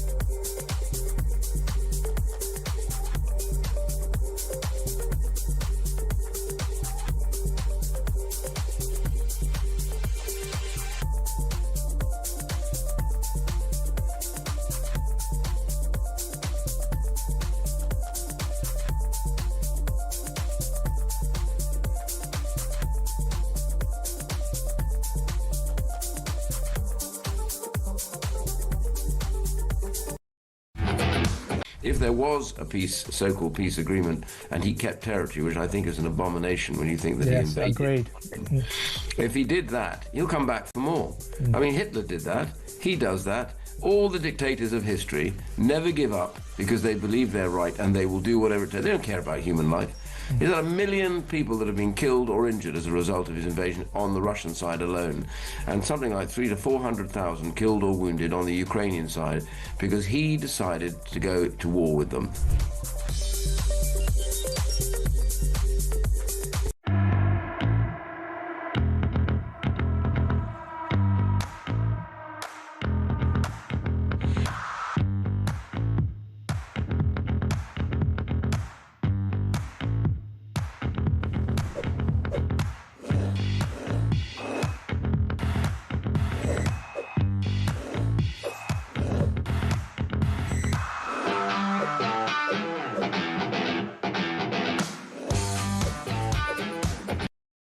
Across the UK.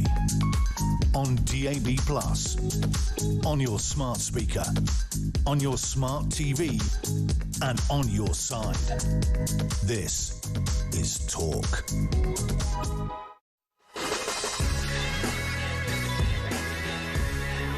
.31, welcome back to A Morning Glory, with you until 10 o'clock, of course. Kevin O'Sullivan will be here very shortly. Katie says this in Ironbridge: I'm utterly terrified. I've been in full-time employment for 21 years and never struggled to find a job. My current fixed-term contract in the NHS ends in November, with no chance of an extension due to a lack of funding, and I just cannot land another position. I've now applied for literally hundreds of roles, but getting nowhere. If our kids weren't at all important points of their education, my husband and I would without a doubt call time on the United Kingdom. Katie, I'm not surprised, because so many people are in your position. They can't find a job because there are no jobs. That's the problem. Supermarkets are taking the P. Says Pat, my 2-litre carton of milk was £1.55 for months. Then it went up to £1.79, and now all of a sudden it's on a rollback to £1.55 again. And Russell in Worthing says, morning Mike, on the hotel's court case, even if the government appeal, implement emergency legislation or find a loophole to escape, the victory is still cemented. They have had their head in the sand on this. Starmer has not mentioned the protest once. Here's the thing, the polls tell them that they are hated, and now with their own councils turning on them, raid the hotels, their time is up. I think you're right, and I wish it was up, because I think it's time they shuffled off, quite frankly, having made such a complete and utter rick of the economy. Morning, Mike. Chris from Welsh, Wales. It wouldn't surprise me that this minuscule bit of growth they're getting isn't due to the economy growing. It's actually just the inflation being picked up, not us spending more. In fact, we're all spending less. Yeah, I think that's right.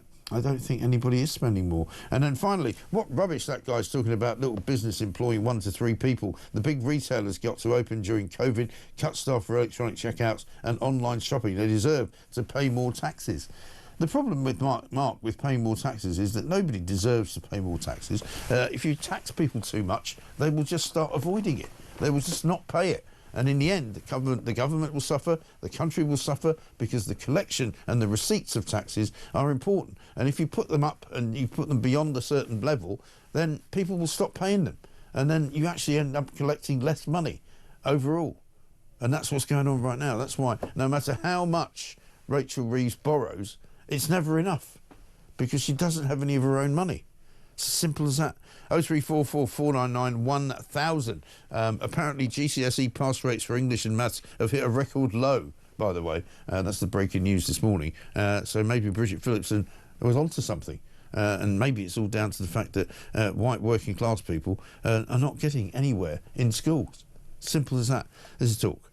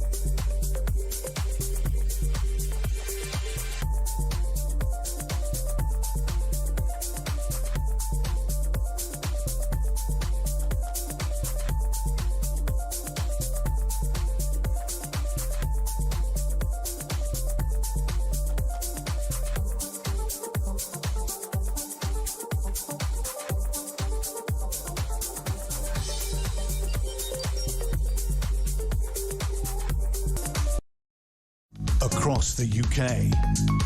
On DAB+. On your smart speaker. On your smart TV. And on your side.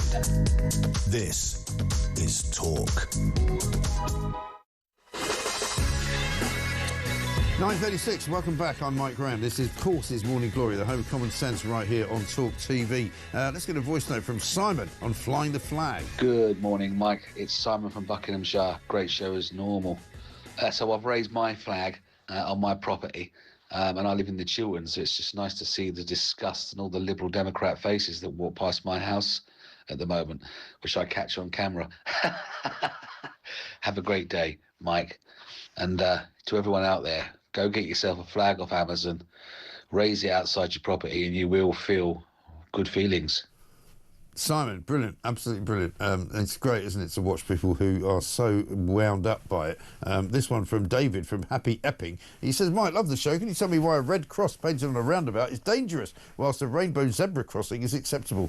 Keep up the good work. Let's talk to Steve N. Allen, broadcaster, comedian, of course, as well. By the way, breaking news, a total of 32,059 asylum seekers were being housed temporarily in the UK hotels at the end of Labour's first year in government. That's up 8% on the same point 12 months ago. This is data from the Home Office we're getting there. So 32,059 places are going to have to be found for them to be moved out of the hotels and into other sorts of dwellings, which the Labour government doesn't seem to be too sure about. Steve, very good morning to you. Good morning, nice to be here. Nice to be here. I'm surprised you haven't got a big Union Jack flying behind you, but you know, that's I did look around. I'm told I'm effectively actually, dressed as one, though. I'm told it's quite hard to get hold of them now, because somebody sent me a piece saying that 50,000 Union Jack and England flags have been put up in the UK since Monday. You know, it's a real outbreak of sort of patriotic fever, isn't it?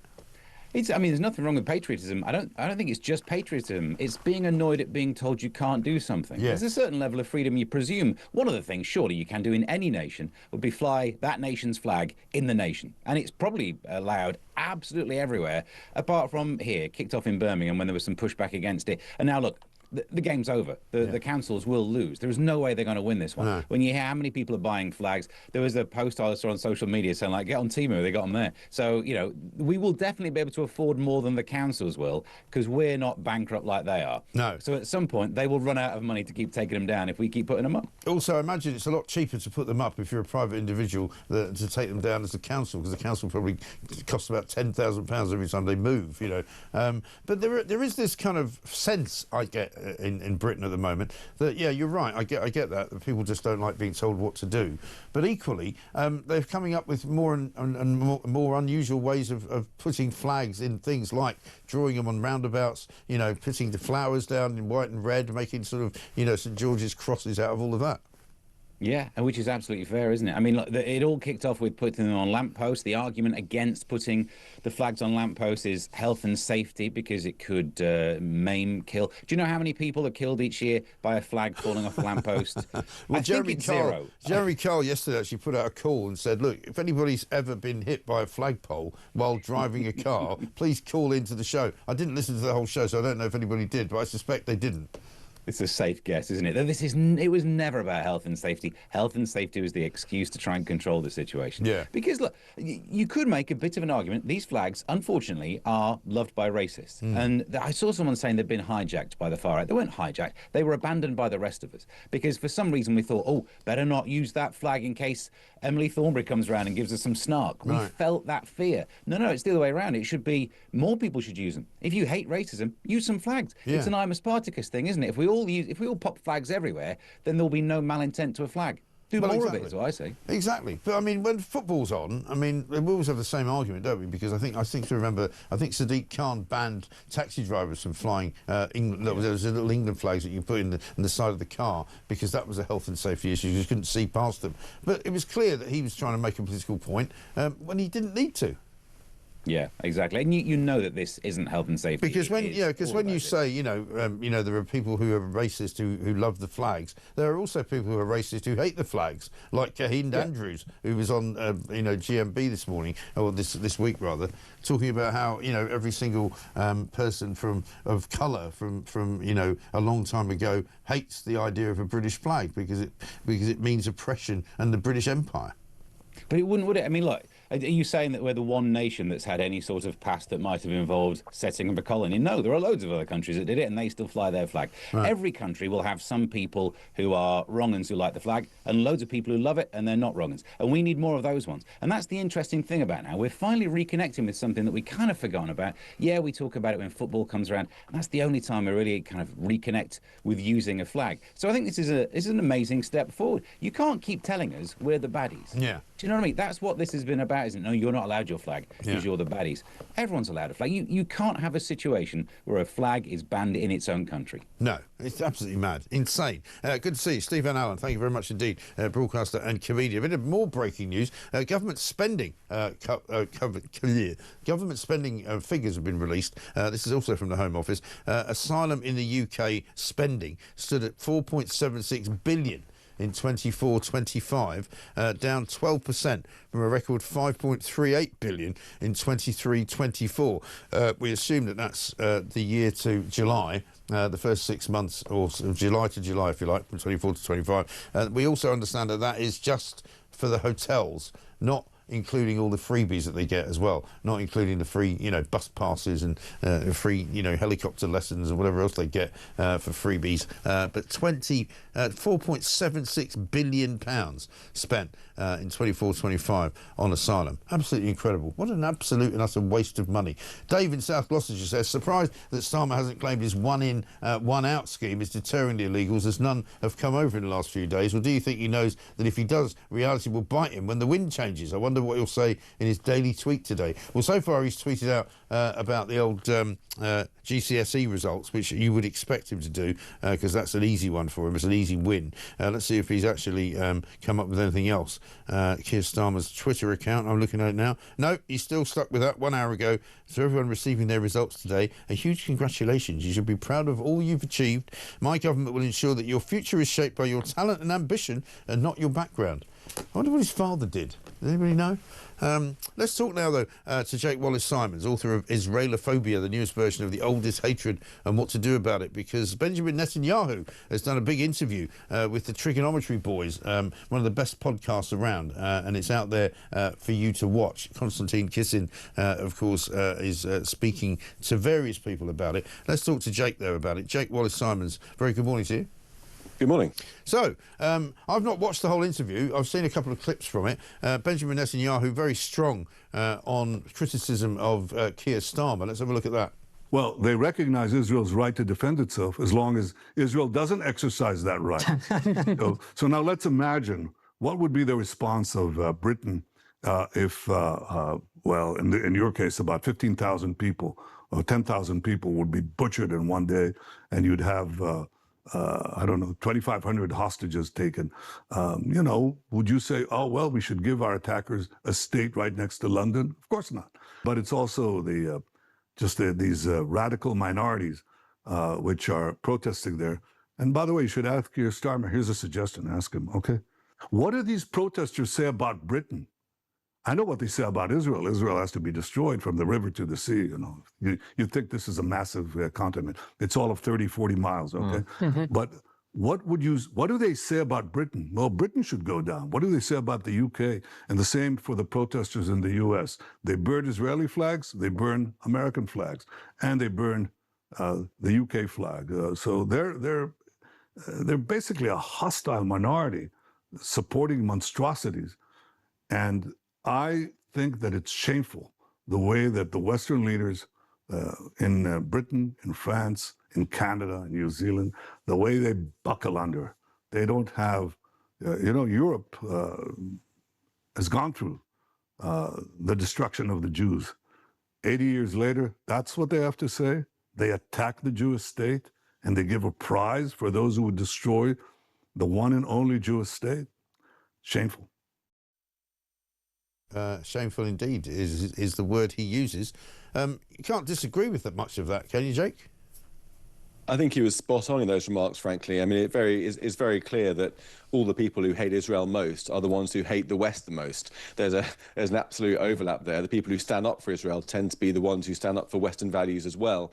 what we're facing is a wave of hatred towards our way of life, and they're taking Israel as first in the firing line. There's no denying that. We can see that on our streets as well as in Israel, and yet shamefully, in the Prime Minister's words, our own Prime Minister, Keir Starmer, has joined the efforts to try to limit and chastise and berate the Jewish state and stop it from defending itself against its enemies. I wonder what he'd do if those enemies came for us. Yeah, and that is the big question, isn't it? Because you and I have had plenty of conversations about how out of kilter the world seems to be when it comes to what's been going on. And, you know, Israel have to some extent lost the propaganda war. A lot of people say it would help them an awful lot if they would let journalists into Gaza, but they seem very intent on not doing that. And until they do that, I suppose, there'll never be satisfaction from certain portions of the media. But then again, you still get many portions of the media in this country who are very happy to accept Hamas's figures for casualties and for anything that goes on there. It's really unbelievable. When you take a step back and think about it, everyone knows that Hamas's strategy is built around propaganda. That's why they have this human sacrifice approach, where they try to get as many of their own people killed as possible to win the propaganda war, in the hope that that will stop Israel from defending itself. Everyone knows that, and yet we continue to parrot their lines in many of the media, many administrations around the world. And I think that when you take a step back again and look at it, it's quite depraved. Think about it. You know, if we'd have spent the last 2 years putting maximum pressure on the people who started this war rather than the people who'd been attacked, then it would have been over a long time ago. Israel would have been able to win without having to hold back. The war would have been over. There'd be far less bloodshed, less violence. We'd be looking at the prospect of a long-term peace. And yet, because of our complicity with Hamas propaganda, the opposite has been the result. And what's the end game here for everybody involved? I mean, is there an end to it, or will it just go on forever?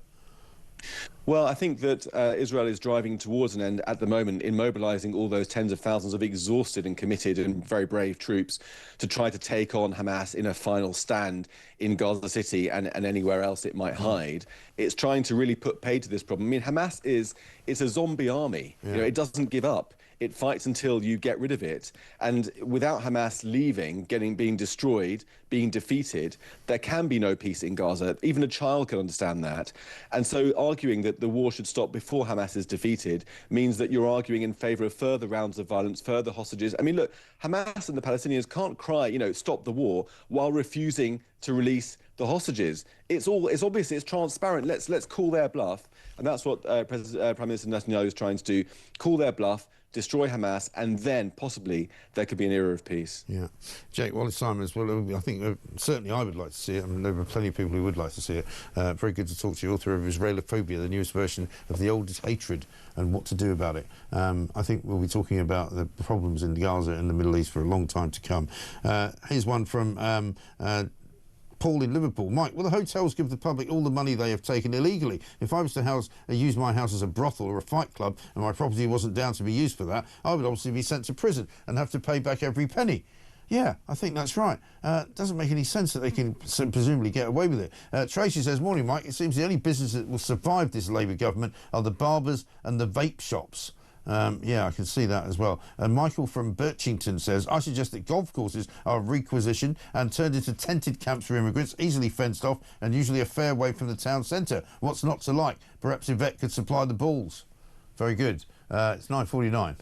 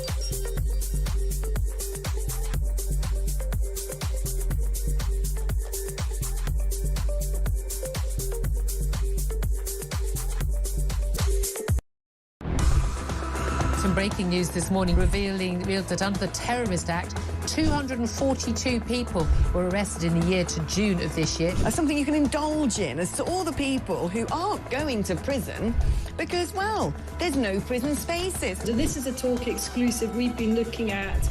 I said, you take these cuffs off me and speak to me like a human being rather than a common criminal.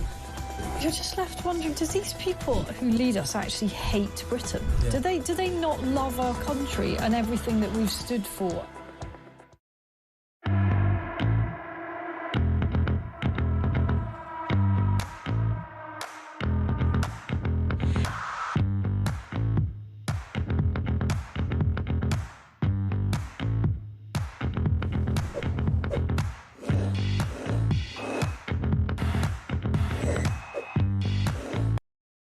Across the UK, on DAB+, on your smart speaker, on your smart TV, and on your side. This is Talk.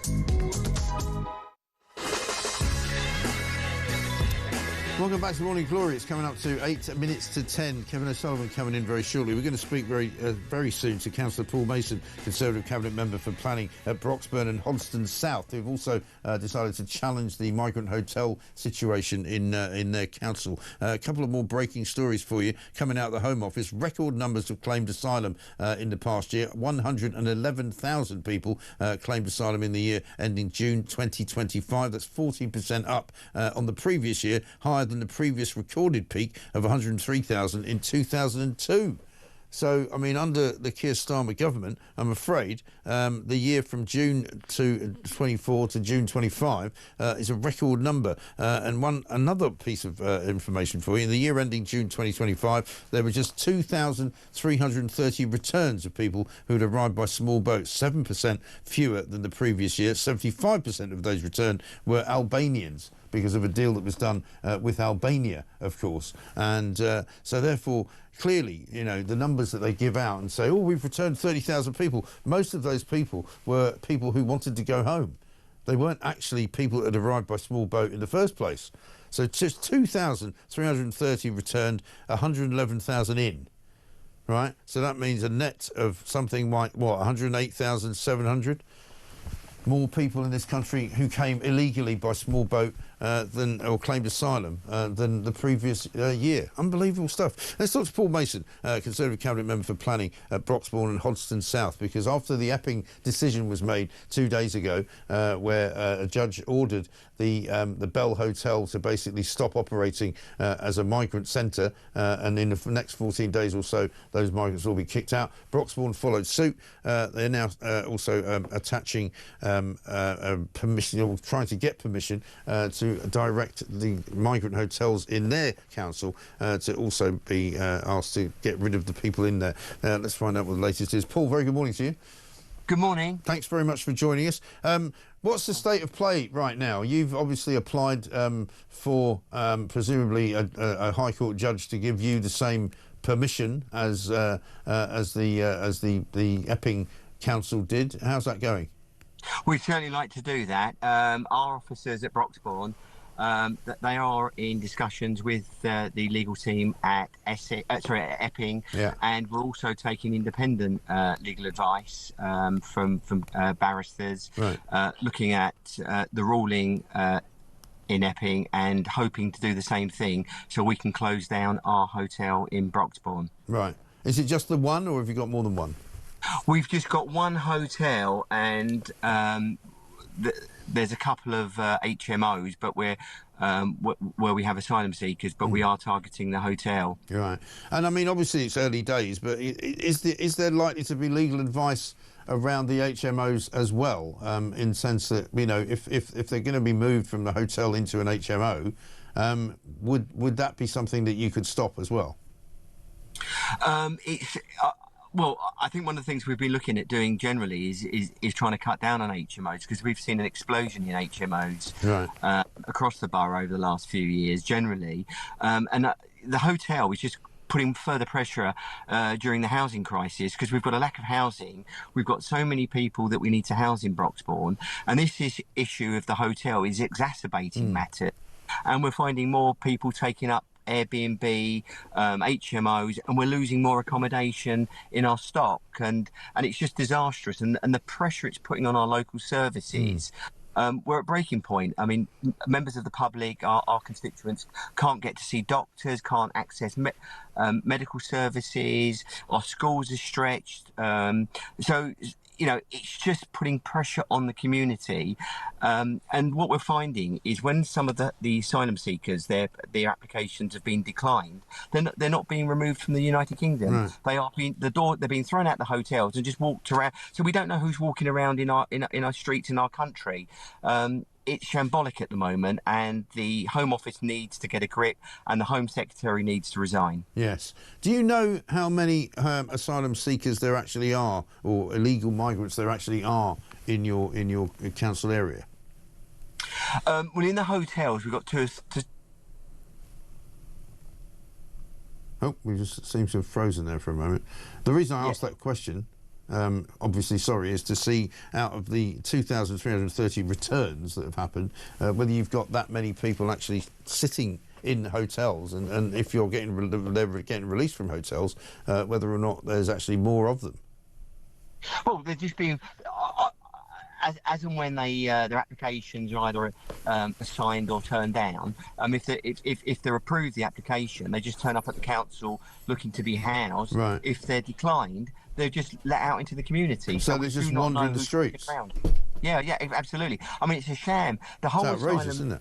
Yeah, the whole asylum policy that's run by the Home Office is completely shambolic, and we are being misled by the Home Office and the Home Secretary to believe that people that's applications are being declined are being rejected from this country and being returned back to their country of origin. It's not happening.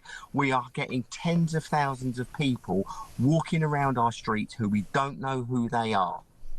Shocking stuff. Paul, thank you very much indeed for talking to us. Paul Mason, councillor in the Conservative Cabinet in planning at Broxbourne and Hodgson South. Extraordinary stuff. Kevin O'Sullivan's here. Kevin, good morning. Hello, mate. Turns out that people get told that they're not getting asylum in Broxbourne, and they get chucked out of the hotel, and they just get left to walk around. He's just said to me he's calling on Yvette Cooper to resign as Home Secretary because it looks like now over 111,000 people claimed asylum in the last year. Only 2,330 got kicked out. I mean, this is more than a shambles. This is an absolute crisis. Yeah. What the hell are they going to do with all of these people? We spoke to, I think you spoke to him as well, a councillor in Portsmouth, who said that after secretly commandeering hotels, the government for the past few months has been secretly commandeering more and more of these homes of multiple occupation. 55 of them. Think about that. That's about 500 migrants. So they're going to try and do this as much as possible. And then, incredibly, the government has today put out an appeal. Have you got any houses?